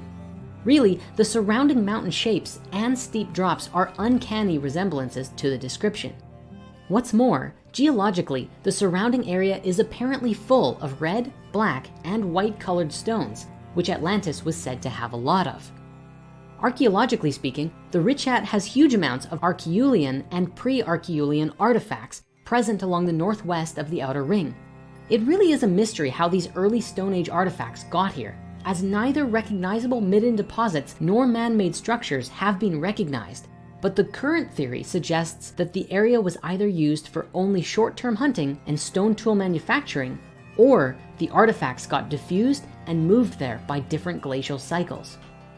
Interestingly though, back in 2007, a number of unfossilized whale bones were found throughout Mauritania in the area surrounding the Richat structure, along with numerous assortments of shells, indicating that at some point in recent geological history, the area was lower and closer to sea level. Finally, even the scientific explanation of the Richat, that it was formed by the molten rock pushing its way to the surface and then collapsing, going through multiple periods of being forced up and down, seems strangely reminiscent of Plato saying that Atlantis was destroyed by earthquakes. All this said, it is just a theory, for if this really was Atlantis, it pushes our dating back from 13,000 years to over 40 million, and calls into question the other ideas concerning Antarctica and even North America. But it's still very interesting to think about nonetheless. Now, let's return to the story, because there are several more accounts of Atlantis that we have to consider. One is the original story we first shared in the Hidden Human History movie regarding the Martians and the fall of consciousness. Then we have another version that comes from the Book of Enoch, an ancient text that accounts for some specific events that took place before the flood as well. We also see the Emerald Tablets and what is written there about the fall of Atlantis. Because we've already made a movie about the Atlantis Martian story, we'll just cover it briefly here. And for the sake of the story and the visualization of it, for now we're just going to show Atlantis as we have so far, as a continent of its own. But keep in mind that this is kind of a placeholder, as Atlantis is a great mystery. Even the name Atlantis comes from later writings about this land. And if we were to go back in time and discover that it was real, it most likely was not called Atlantis in their own language. Who knows? Did the continent really sink? Was it Antarctica? Maybe instead of sinking, it flooded over and then froze underneath miles of ice. Or did it simply never exist at all? Well, if it did, here's a breakdown of one of the more popular stories about the legends of Atlantis. Essentially, the Atlanteans were more mature and evolved since their time on Mu, and were very connected with each other and nature. But things changed dramatically for the Atlanteans when a different species from another world came to our planet. The story suggests that they were beings from Mars, who were said to be responsible for destroying the atmosphere on the planet, causing it to become the red, lifeless rock that we know it to be today. These beings had taken a path of separation in the evolution of their species, a path called the Lucifer experiment, which involves disconnecting themselves from each other and nature and having no inner love or compassion whatsoever. The story says that these Martians made a home for themselves on Atlantis and slowly began to affect the consciousness of the Atlanteans by introducing their technologies and affecting the way that the Atlanteans perceived reality. As a result, the Atlanteans began to become more disconnected from nature and each other, which allowed the Martians to easily take over. Eventually, a comet was said to have hit the planet, right in the area where the Martians' home was on Atlantis. The Martians were furious, and so they built a technology called a synthetic Merkaba, and they were going to use it to get revenge. This technology, however, did not work properly and emitted a shockwave of energy on their home and ultimately created a dimensional tear.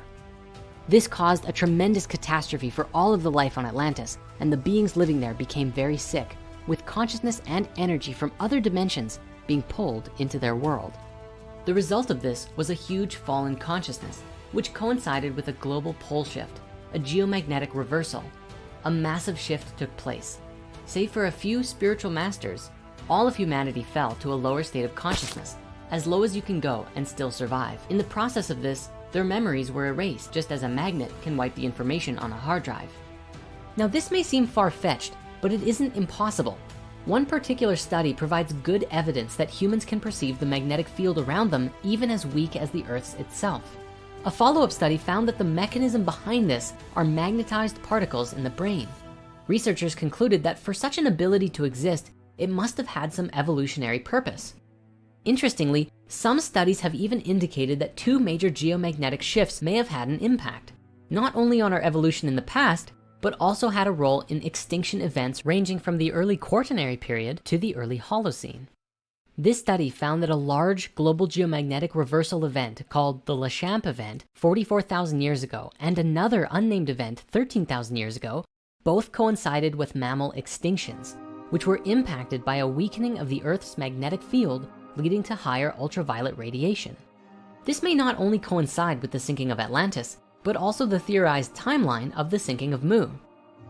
Further, by comparing branches in the human family tree and linking them with the magnetic field information found in sediments and archaeomagnetic data, they found that there was possibly a long-term role for ultraviolet radiation and the magnetic field in human evolution.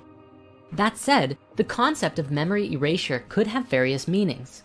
In one sense, it could be a global magnetic effect wiping human memories, but it could also relate to the destruction of all of our technology and most of civilization, and being reduced to a level of consciousness where we had to start over technologically from scratch, with no records and very little evidence of any ancient civilization. This entire story is said to have happened 13,000 years ago, at the point when Earth went through a huge shift pertaining to its polar ice caps, when a massive amount of ice sheets began to melt, flooding the world with water and potentially helping to usher in the Holocene, the epoch of time we are in today after the end of the last ice age. After this shift, small pockets of humans slowly began to develop and discover life all over again from square one. And the few spiritual masters who kept their memories began to support us as we became capable of comprehending their stories. They may have tried to explain the history of the world, but the fallen humans couldn't comprehend it. And so the stories were masked in the legends of the gods, so that humanity could come to make sense of who they were and where they came from. These quote unquote gods seeded civilizations around the world, from ancient Mesopotamia and Egypt to India and all the way to the Olmecs in Mesoamerica. Of course, it may be more logical to presume that it was Enki or the other Anunnaki who helped seed civilization once more, at least in ancient Sumer, or perhaps a combination of the two. Ultimately, this is the point at which a lot of this entire story would have been passed down to the Sumerians. Earlier on, we explored the possibility that the stories of the gods were an encoded message handed down to the Sumerians and Babylonians by these beings who had a much higher understanding than the early humans did. If this story is true, then this is how the Sumerians would have come to have knowledge of the origins of the solar system from previous higher beings who shared it with them. But is it truly possible that this is how it all happened? Now, in this story, it was said that the goal for us as a species was to return to our original higher consciousness in as short of a time as possible. And the time that was forecasted for us to finally begin remembering who we are and what our place in the cosmos is this point in time right now, which is why this conversation is more important than ever. For it would seem as though we are at a huge turning point for our species and actively shifting into a higher consciousness more and more each day. Interestingly, this shift in energy is currently being mirrored by the Schumann resonance in our Earth's magnetic fields. The electromagnetic resonance being generated by lightning discharge in a part of the upper atmosphere known as the ionosphere has been increasing recently to coincide with our frequency shift. This means that our magnetic field is actually changing to coincide with our evolution, which I find just to be amazing. This is a very exciting time in our evolution, as with research teams like the Global Coherence Initiative and HeartMath, some very interesting research is being done on the interconnection between humanity and Earth's magnetic fields and energetic systems, giving us insights into our own frequency changes as and when they happen. Anyway, back to Atlantis. As I was saying, there's a few other versions of how the story could have transpired. We're going to now briefly look at these other two accounts of Atlantis from ancient times. First, let us begin with the Emerald Tablets of Thoth the Atlantean.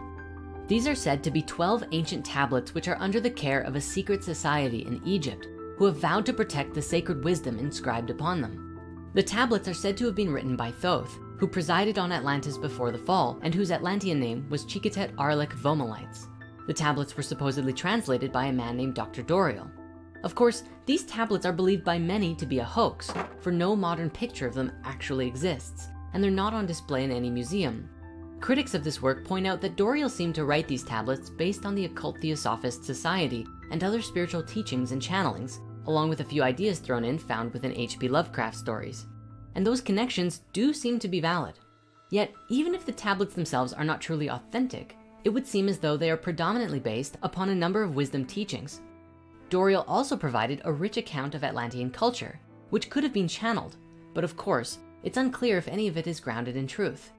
For myself, I found a great deal of inspiration and wisdom by reading these passages, and they can be excellent tools for exploring the inner mysteries and contemplating the universe. Spirit Mysteries recently published a new edition of the Emerald Tablets, made to be easily legible to the modern reader. For the original publication is like, "Hark now and hear ye, and thou thine own inner flame shall be lit." It can be a bit hard to follow, so you'll find links in the comments to go and get a free download today. The Emerald Tablets describe a number of different things, from wisdom teachings to ancient history. In a nutshell, Thoth describes the beauty and majesty of Atlantis, a bright and vibrant home for the people who lived there. He goes on to describe the degeneration of the hearts of the Atlanteans, which led to their downfall and the Great Cataclysm. He said that Atlantis fell because there were those who were too proud of their knowledge and dared to enter the halls of Amenti in order to get greater knowledge, kind of a lust for power moment that created the cataclysm. This could be referring to the Martians building the synthetic Merkaba with forbidden powers. He also said that the few who survived did so by using a spaceship which today is buried beneath the Sphinx. This is a concept we explored much more thoroughly in the original Human History movie. Throughout the Emerald Tablets, he also describes a great deal of wisdom which we can use to evolve our consciousness. We highly recommend you go and read these passages for yourself if you haven't. For now though, let's stay on the subject of history because we have one more account of this pre-flood period of time to look at. Now, the Book of Enoch is one of the most ancient religious texts we have available to us today, with influence extending into the New Testament, even despite it not being considered biblical canon. The text appears to date back to about 300 to 200 BCE, so we must establish that it is younger than the Sumerian texts. The Book of Enoch describes a story from the perspective of Enoch, who was the great-grandfather of Noah, who lived for 365 years up until the Great Flood wiped out most of humanity. The story details accounts of the Nephilim and the Watchers. As we previously discussed, the Nephilim are described as the children of the Anunnaki and human women together. Since the Book of Enoch describes that the Nephilim were the offspring of the Watchers and human women, we can easily link the Watchers to being the same as the Anunnaki. It's for this reason the Book of Enoch is so valuable to us in deciphering our past, because it provides one of the few clear links between the ancient Sumerian tablets and the stories we find in the Bible today. But because this book concerns itself so heavily with the events of the Nephilim and the Anunnaki, or the Watchers, you can probably imagine why they decided to omit this from the biblical canon. Some believe that these giants may have been the reason for the Great Flood, as they were seen to be unnatural and harmful to the human race. In the Book of Enoch, it describes that these Nephilim, known also as giants, multiply in numbers and grow to the point that humanity can no longer provide enough resources for themselves. With food shortages, the giants then began consuming humans and other animals. The Book of Enoch also tells us that many of the Watchers, such as Azazel specifically, were responsible for teaching humans the art of warfare and how to construct weapons and other harmful devices. And for the sake of correlation, this is also reflected in the Emerald Tablets, speaking to the degeneration of the human consciousness. Now, the events of this book are rather long, and we're not going to get into all the details right now. But the story essentially culminates in the Great Flood wiping out humanity with only a few surviving humans, which is where Noah and the Ark come in. As for Enoch himself, he is taken into heaven by God in a fiery chariot, which is believed in some circles to actually be describing a spaceship that took him away to live somewhere else, maybe on another planet. Now, as we bring this segment to a close, there is one more theory out there pertaining to our original story that I must share. According to Sitchin, you know how Marduk was related to a planet in the earlier stories? Well, in later Sumerian tellings, he also seems to act with very personal and human-like characteristics. And Sitchin believed that the name Marduk, used to describe a planet in some texts, was also used to describe a specific being, just like Enki. He believed that Marduk was stationed on Mars at one point, but came to Earth to invoke his authority and rulership over the world. This may even correlate to the Martian theory we covered before. This might be just a fanciful long shot, but is it possible that all of these stories connect and Atlantis fell because the Martians were actually a specific group of Anunnaki led by Marduk, who came to the Earth and bred with human women, creating deformed people and caused certain groups of humans to pursue dark magic, effectively changing the evolution of humanity, leading to this great cataclysm and fall in consciousness? Could it be? Obviously, all of this is just an idea. We cannot say definitively, heads or tails, what happened. But the connections here are definitely fun to explore nonetheless. How about you? What do you think happened?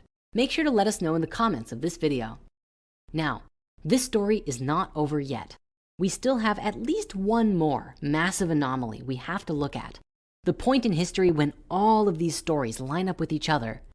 The Great Flood. Speaking of stories of ancient floods, most of us are undoubtedly familiar with the legend of Noah's Ark, a story in the Bible which describes how, at one point, an ark was built by Yahweh's chosen person, who in the Bible is known as Noah. However, the character of Noah was most definitely inspired by, based on, or perhaps even translated from a much older tradition of flood myths that had been in circulation for thousands of years before the writings of Genesis. If we look to older writings, we find very similar stories written about in at least 3 different versions from the Mesopotamians alone. These older Noahs are known as Ziusudra, Utnapishtim, and Atrahasis respectively, each being a part of their own story, expanding upon one another and giving us a fuller picture of the whole narrative. In the 19th century, Assyriologist George Smith translated the first Babylonian account of the Great Flood, which sparked great interest in the topic, as many believed at the time that the text acted as external proof of the events of Genesis. Consequently, countless other so-called flood myths were unearthed and eventually translated. The most well-known of the flood myths of Mesopotamia are found in a few sources: the Akkadian Atrahasis epic from 1800 BC, the Eridu Genesis and the Sumerian king lists featuring Ziusudra as the last human king before the deluge, and finally, the Epic of Gilgamesh around 700 BC featuring Utnapishtim, which is largely regarded as being the closest in structure to our story of Noah in Genesis. Now, each tale is slightly different, given that each writer wanted to emphasize different aspects of the stories, but the overall narrative is mostly the same. In the Epic of Ziusudra, we begin with the creation of the world and humans, but the middle section is unfortunately lost, with the final fragment telling us that the gods have decided to destroy the world. In this version, we don't know why the flood is being sent, but Enki proceeds to warn Ziusudra to build an ark to help survive the deluge. In the later Epic of Gilgamesh, we learn that the Anuna Enlil sent the storms because humans had become too noisy, which could be speaking to humanity growing out of control. In this rendition of the tale, the Noah character, Utnapishtim, is then tasked by Enki to abandon his worldly possessions and create a giant ship to be called a preserver of life. It's very interesting then to see how much earlier established myths and even gods were incorporated into the narrative of the Old Testament under the guise of Yahweh or Adonai. In each of the ancient tellings, the ark builder was tasked with bringing his wife, family, and relatives along with the craftsmen of his village, baby animals, and grains, because a great flood was coming and would wipe out all of the life that was not on the ship. What's particularly interesting to us concerning this flood myth is that a great deal of historical and geological information shows us that this was an actual event which possibly took place between roughly 13,000 and 8,000 years ago, when the ice caps rapidly began to melt and flood the earth, wiping out a great deal of life and drastically changing the landscape. We can actually see this in our history today. Even a quote from Live Science states, "About 13,000 years ago, more than 3/4 of the large Ice Age animals, including woolly mammoths, mastodons, saber-toothed tigers, and giant bears, died out. Scientists have debated for years over the cause of the extinction, with both of the major hypotheses, human overhunting and climate change, being insufficient to account for the mega die-off." That said, there is still considerable debate over when a deluge event occurred. Excavations in Iraq have revealed evidence of localized flooding at Shuruppak and various other Sumerian cities. A lot of other Sumerian cities display evidence of flooding on a large scale, but they are all from different periods. Modern consensus argues that flooding in the wake of the last glacial maximum are what inspired the ancient flood myths around the world, with the geography of Mesopotamia being drastically changed by the filling of the Persian Gulf after seawaters rose following the last glacial period. Some authors have even postulated that stories of a great cataclysm were ancient cultures' ways of explaining the early Bronze Age collapse and transition to more urbanized societies around 2900 BC. If these texts and stories are to be believed, this was potentially the event which wiped out all of the slave humans who, up till this point, according to Sitchin, had still been mining gold or slaving away at other tasks which the Anunnaki commanded.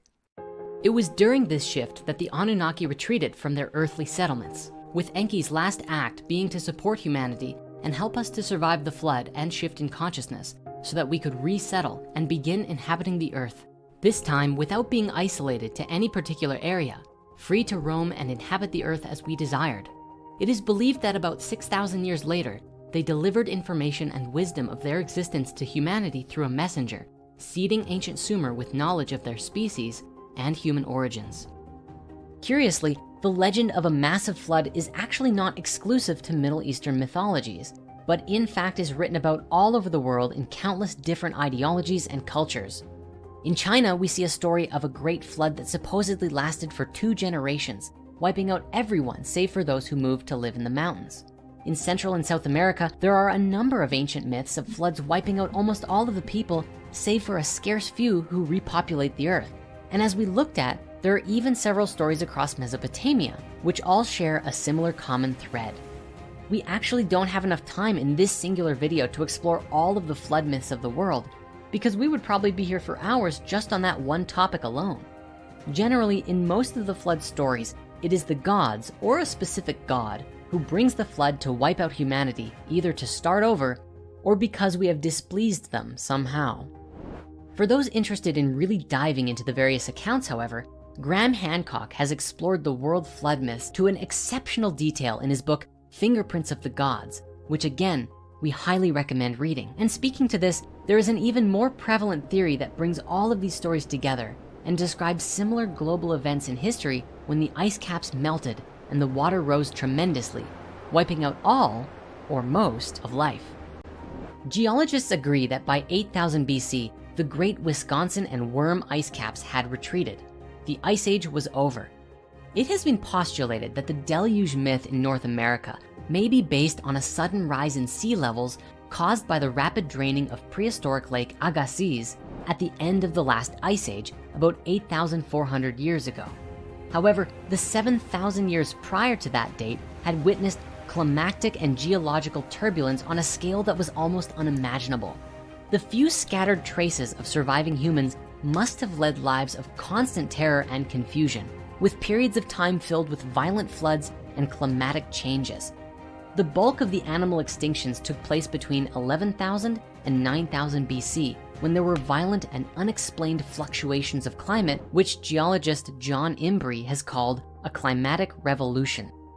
Now, there is a very interesting theory about exactly how this whole thing took place and what it means for us today. To share this theory, we've borrowed a clip from our friends at Gaia from one of our favorite series, Ancient Civilizations, featuring Graham Hancock, Greg Braden, and a ton of other experts as they help to decipher the clues of the ancient past. What's especially remarkable about this theory is that it aligns very well with the story of Atlantis and an absolutely massive shift of ages. Let's first of all consider the world during the Ice Age. Everybody's heard of the Ice Age. What was the Ice Age? The last Ice Age set in about 125,000 years ago. And it saw the buildup of giant ice caps, primarily on top of North America and on top of Northern Europe. Exactly why the Ice Age happened is still a subject that scientists argue about. But it's not in dispute that an ice cap 2 miles deep sat on top of North America and a huge area of Northern Europe, that same 2 mile deep ice cap. It reaches its maximum extent about 21,000 years ago. The temperatures are warming almost actually to modern levels, and the ice is beginning to disappear. And then suddenly, 12,800 years ago, really suddenly, literally overnight, everything changes. And the Earth is plunged back into a massive deep freeze. This is a time of huge extinction of species are wiped out.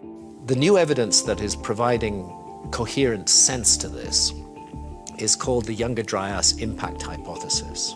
And it has been put forward by a large group of mainstream credentialed scientists. And what they've said is that they have found evidence which suggests the Earth was hit by several fragments of a comet.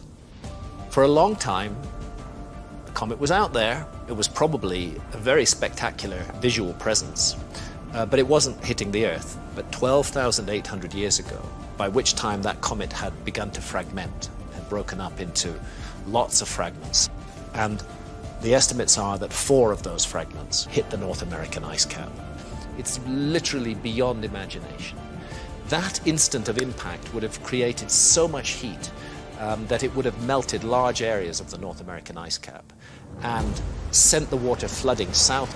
Then within a matter of days or weeks of that release of water, the freezing temperature has begun, and there's no more release of water. The world goes dry at that point and into a very deep, dark, frozen period accompanied by animal extinction. The Younger Dryas lasts for 1,200 years.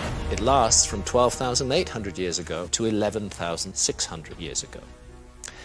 And then something else really weird happens. The Earth's been in a deep freeze. Suddenly, 11,600 years ago, you get a second massive pulse of meltwater into the world ocean. One very strong suggestion is that the intersected again with the debris stream of the same comet, and that there were further impacts 11,600 years ago. But those impacts were not us. Those impacts were entirely oceanic.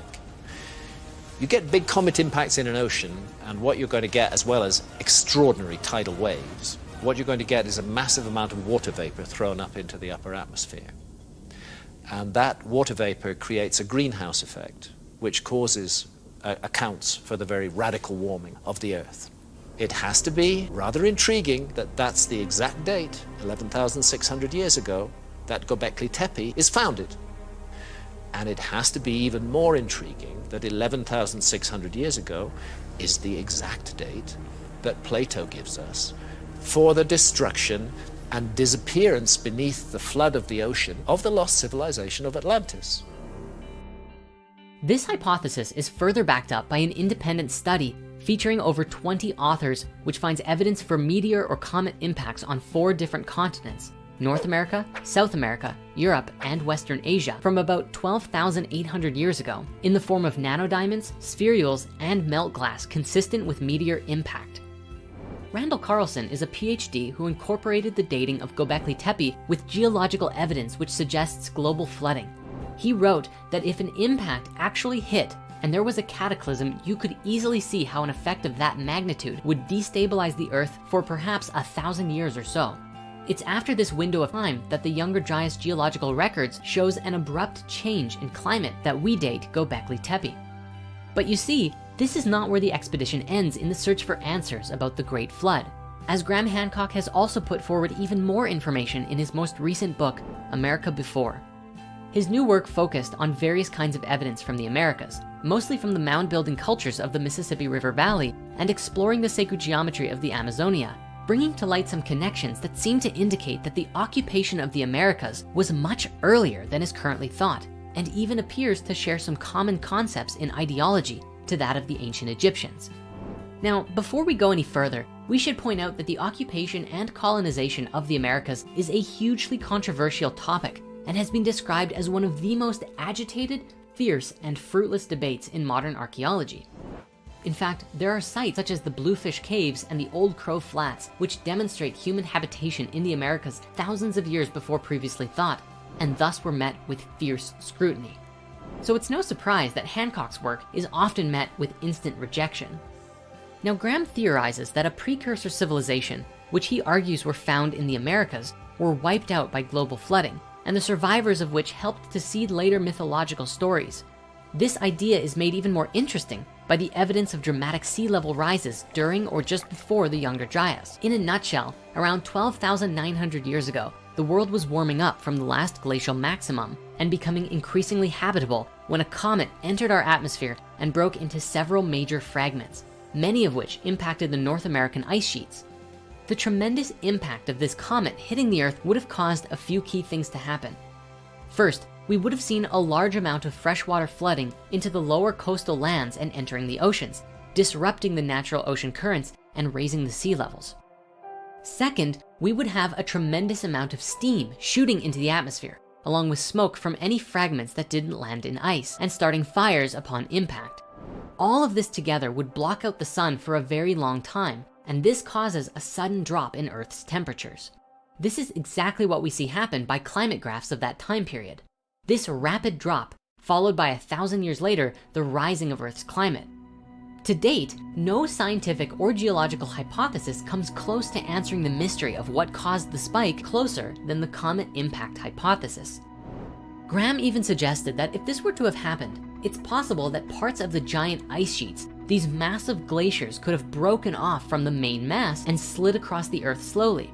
If this was to happen, it would have destroyed anything that it slid over, ultimately leaving us with no record or even ruin of any civilization that might have been there before. Now, this is where things get very interesting, because while things line up very well with the impact hypothesis, there's also evidence that in the last 1,000 years leading up to this event, we also see a sudden shift in sea levels caused by something called meltwater pulses, where sea levels could rise up to 25 meters over the course of about 400 years.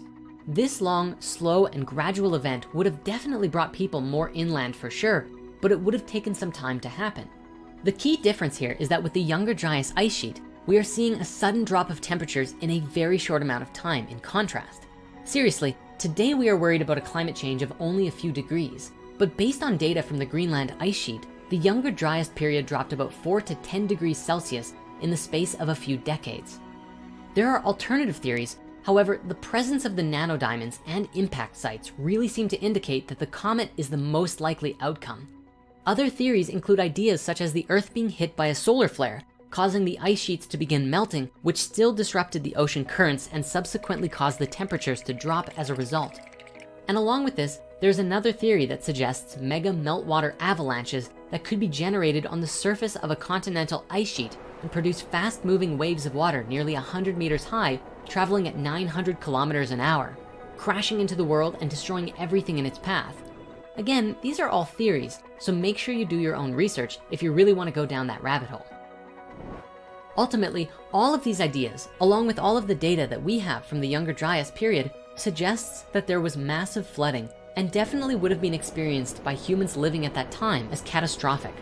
Now, since research into all of this is still ongoing, there are still many mysteries to be revealed about this event. Naturally, with sea levels rising, the lower coastal lands are the first to be submerged, and anyone living and hunting there would have been submerged with it, similar to how Doggerland was submerged around 6,200 BC in Europe. Any humans who survived such cataclysmic events would have had it ingrained in their cultural memory that would have been passed through oral tradition into later civilizations. If this event really happened, it most certainly would have contributed to the mass extinction events that we see in history, and in extent paved the way for the host of flood myths on every continent. And the last thing I'd like to speak on concerning the Younger Dryas impact is this. Generally speaking, the Younger Dryas impact is believed to have taken place about 12,800 years ago, which, returning to this chart, shows us when we see this sudden and sharp drop in global climate. However, there is very little conversation about what this other spike is, known geologically as the Bowling-Allerod period, which takes place just before. It's true that when we look at the last 1,000 years before the Younger Dryas, we see phenomenal climate changes as well, but there is very little evidence about what caused it. And most theories about how this could have been caused are problematic or inconclusive. The standing theory at the moment is that warm ocean currents deep in the North Atlantic abruptly released into the colder water above it, warming the waters and causing ice sheets to break off from the glaciers. While this is the prevalent theory, many others simply remark that it's just climate change, which seems to be another way of saying, well, we don't quite know for sure. Yet, if this is just a result of natural climate cycles, then that certainly brings about a much different perspective on climate change today. So that said, we have a few ideas about this on our own, because to us, this looks like a connected event. It looks like the Earth may have been going through some natural warming on its own, but that something caused temperatures to spike up and then suddenly drop. This may indicate that the comet impact is a little bit older than believed, that the first spike was actually the comet impact, and then the drop was the result of enough meltwater flooding the oceans for so long that it disrupted the ocean currents, and we see the temperatures go down as we discussed. Another possibility is that the first spike was the solar flare that we explored previously, which may have triggered a radical lifting of the Earth's temperatures, causing the ice to melt, flooding the oceans and disrupting the currents. If this is true, then perhaps a comet is not necessary in the equation. However, it's worth mentioning that the nanodiamonds seem to indicate that there was a comet in Earth's recent history. It's possible that there are other causes of such a spike too. If we look to ancient India, we find stories of the Astra or the Brahmastra superweapons. However, before we can explore and discuss these superweapons or where they fit into our ancient past, we must return to the subject of Göbekli Tepe. This site is compelling archaeological evidence that now dates human civilization back to nearly 12,000 years ago, around roughly 9,000 BCE. What puzzles archaeologists and historians alike was the previous assumption that stratified and complex civilizations did not emerge until around the time of Sumer, about 7,000 years ago. Until then, all we have evidence of in the timeline are semi-nomadic pastoralists who would follow hunted game around seasonally, perhaps occasionally using tools. Instances of monumental architecture are extremely rare, even though we have cases such as Cahokia in the Mississippi River Valley and a supposed city of hunter-gatherers. The general consensus is a distinct lack of the social organization required to build and maintain complex ritual sites. Even more interestingly, the timeline arguably lines up with a certain theory about the date of the construction of the Sphinx in ancient Egypt. Robert Schoch is responsible for identifying what he believes are wear patterns on the Sphinx that he has labeled as water erosion. But there were no great storms in ancient Egypt 4,000 or 5,000 years ago. But if you go back 12,000 years ago, there was heavy rainfall in that region, where in the Holocene, the region was much greener and wetter than it is now. Now, the Sphinx erosion theory was met with great skepticism. Dr. Zahi Hawass, head of the Egyptian Board of Antiquities, said at the time, "Of course it is not possible for one reason. No single artifact, no single inscription or pottery or anything has been found until now in any place to predate the Egyptian civilization more than 5,000 years ago." This was a common belief back then, since the earliest signs of megalithic construction were only 5,000 years old. But the discovery and dating of Göbekli Tepe proves that structures were being built around 12,000 years ago in one form or another.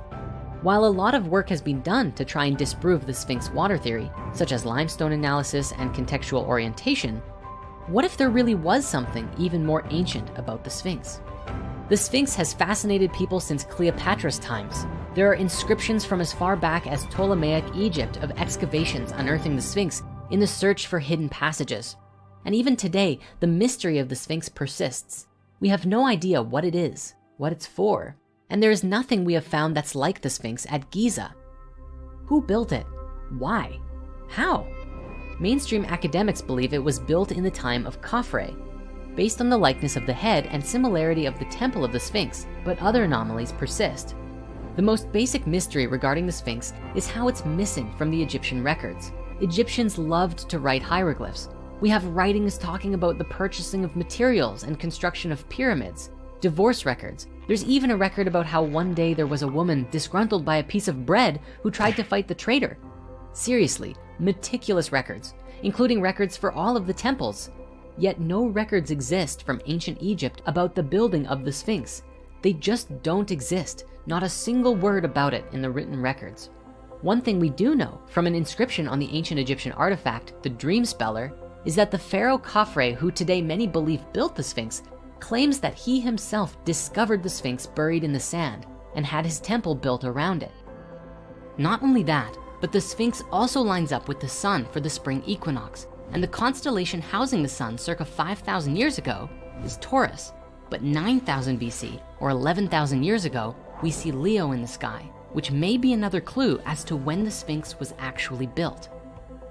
Despite the discovery of Göbekli Tepe, Robert Schoch's erosion hypothesis, and the constellation alignment, not to mention with the Sphinx's construction missing from the records, many modern scientists remain skeptical and critical of these arguments. While we will admit, if it was just one anomaly, maybe it would seem like a pretty crazy idea. But when you put all of the anomalies together, they do seem to add up. All of the evidence we have explored was known about before Göbekli Tepe was discovered. But most scientists argued that it was preposterous since no other megalithic sites were made this far back. But thanks to the discovery of Göbekli Tepe, the idea that the Sphinx is older than we thought is starting to be thought about more often. The construction of Göbekli Tepe would then be attributed to survivors of the catastrophe who passed on their advanced knowledge to human tribes set back from the massive natural disaster. This is especially made curious by the legendary carvings of the handbags of the gods. You see, all over the world we find these images of gods holding what looks like a bag, and there is a carving from Göbekli Tepe featured on Pillar 43 known as the vulture pillar, dating nearly to 9000 BCE, which shows a similar handbag-like image. It has left many to ponder their connection, and some even believe that the handbag is a sign of the gods bestowing the seeds of knowledge of civilization to humanity. What's more amazing is that Göbekli Tepe is located at the south of Turkey, inside of the Fertile Crescent, the place where agriculture is believed to have been invented 10,000 years ago. Could those handbags be a clue to bridging the gap between a lost civilization and the world we have today? Göbekli Tepe raises a lot of questions to the established history and archaeology of the time. The Great Extinction, evidence of flooding, great climate change, and structures way ahead of their time all seem to be pointing to a single earth-shaking event around 12,000 years ago. And its time of origin lines up with many significant events and mysteries present in our timeline so far. For many scholars, the uncovering of this 12,000-year-old structure corroborated theories and hypotheses that were once considered fringe or conspiratorial. Now, when we're looking at the story of our ancient past and the stories of old, there's one more area that must be explored, and it must be done with caution: the Hindu scriptures. Now, the most famous in New Age circles is the Bhagavad Gita, which is a huge topic all on its own. It's over 700 verses long and is just a small part of the enormous Mahabharata epic. It's actually only part of book 6 of the epic, which has over 18 books, yet is an aspect of this particular conversation about ancient civilizations that a lot of people talk about today. The Bhagavad Gita is set in the frame of a conversation between one of the Pandava princes, a guy named Arjuna, and his guide, the god Krishna. As it opens, it covers something known as the Dharma Yuddha, which translates roughly as the righteous war from Sanskrit. The story begins with Arjuna, who is afraid of what the coming war will do to his people, and afraid of how much suffering it will cause. He wonders if he should renounce and seeks Krishna's counsel, who shows up and says, "Don't worry, kid, you're the best around," and then whose discourse constitutes the majority of the story. The conversations cover a broad range of spiritual topics, touching upon ethical dilemmas and philosophical issues that go far beyond the war Arjuna faces and into profound spiritual teachings. Krishna is basically described as the first motivational speaker in human history. From scholarly points of view, the nature and meaning of the text has been strongly debated, with most researchers and translators arguing that it constitutes allegory or metaphorical tales to illustrate philosophical concepts.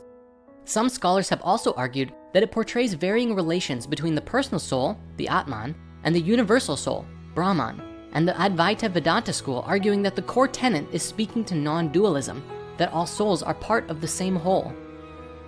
Alternatively, some schools see dualism as the primary lesson, or that the souls of all of the characters are both different and the same all in one.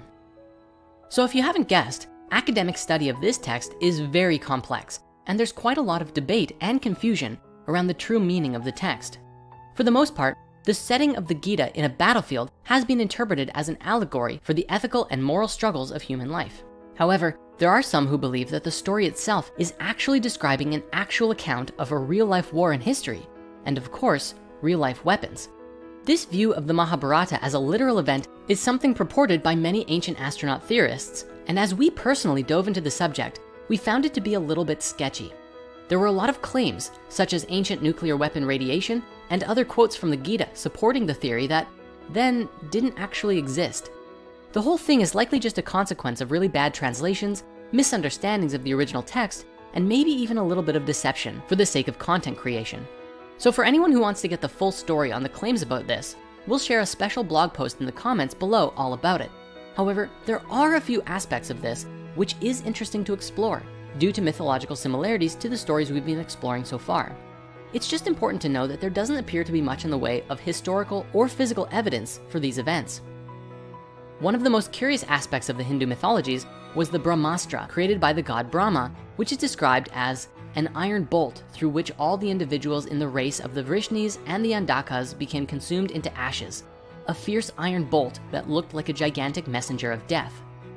Interestingly, once King Ugrasena witnessed what the weapon could do, he took the decision to reduce it to a fine powder to protect the future generations to avoid temptation. I don't know about you, but this almost sounds like a description of the thunderbolts theory, of the massive column of lightning that descended from one planet and crashed down to the earth. The only main difference here is that the story seems to indicate it was a purposeful weapon and not a discharge from a planet. The other synchronicity from the Hindu texts includes the presence of something called vimanas, which are said to be flying palaces or chariots that are very common in a number of stories. The mythology here raises interesting questions due to its similarities to other tales from around the world. Could the stories of the Anunnaki and their ships be related in some way to the flying chariots of the Hindu gods? It's not actually as crazy as it sounds that early Indus River Valley civilization and Mesopotamia had cultural links. Stretching as far back as 9,000 to 6,500 BC, indirect contact seems to have occurred as the consequence of the Neolithic Revolution and the spread of agriculture after 9,000 BCE. The prehistoric agriculture of South Asia is thought to have combined local resources like cattle with farming resources from the Near East as a first step around 8,000 BCE. At the site of Mehrgarh in Pakistan around 7,000 BCE, full sets of Near Eastern agricultural products can be found, stuff like wheat and barley, as well as goats, sheep, and cattle.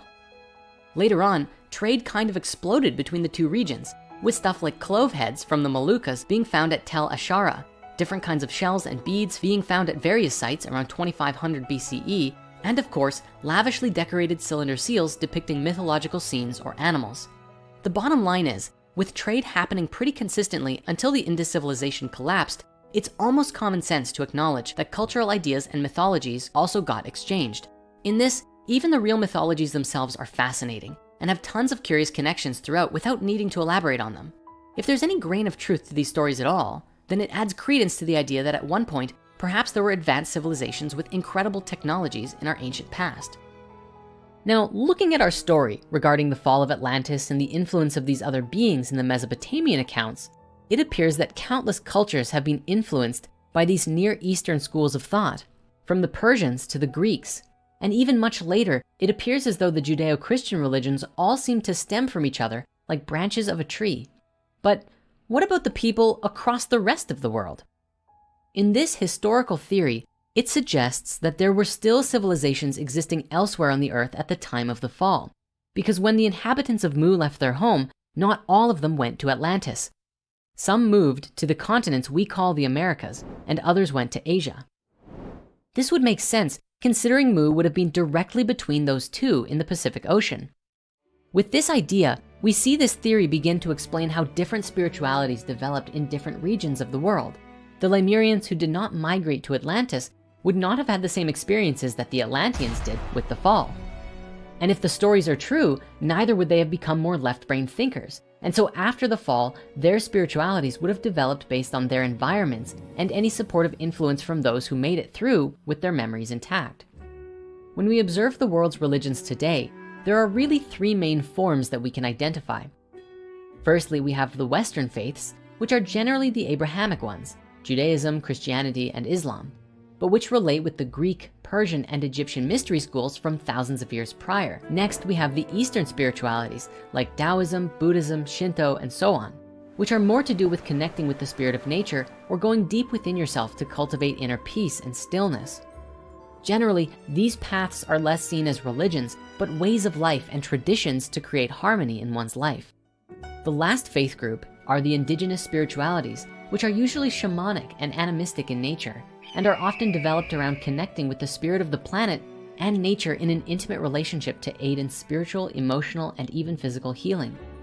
Now, we understand that there is an incredibly massive number of spiritualities on this planet, and I'm not trying to oversimplify or generalize the diversity here.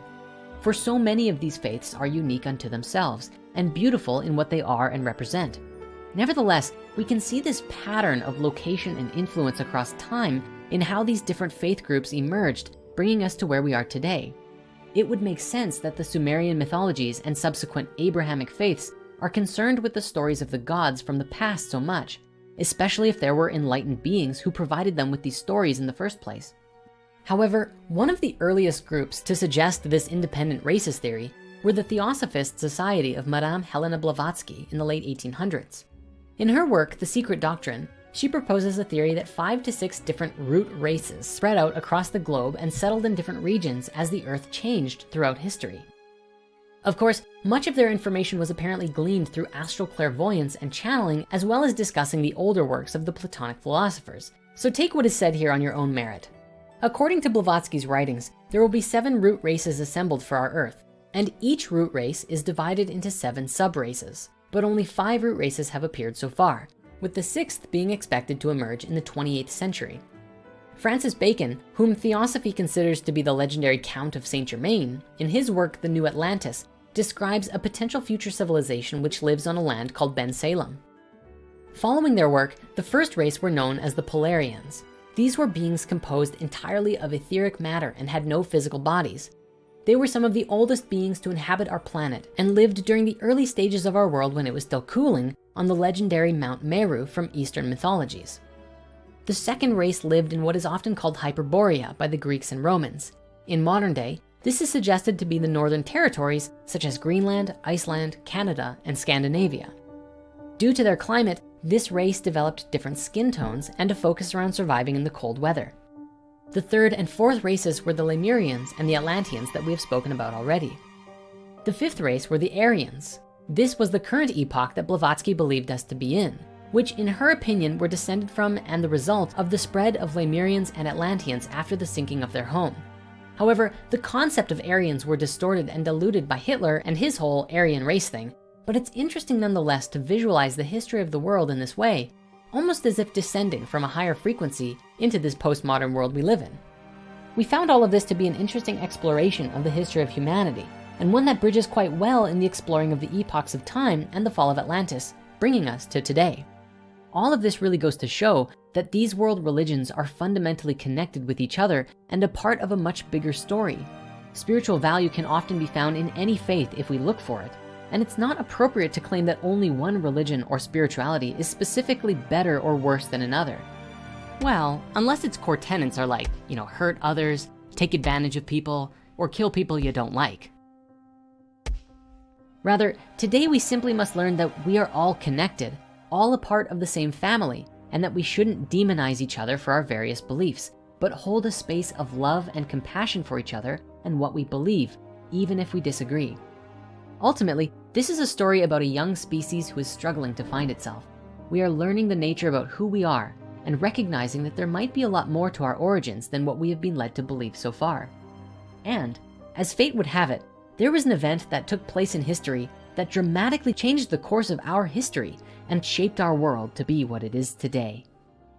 If you want to continue this journey and explore more about Atlantis and other sacred sites, follow the link in the description and you can stream 2 full seasons of the Gaia original series, Ancient Civilizations, for free. See you next time.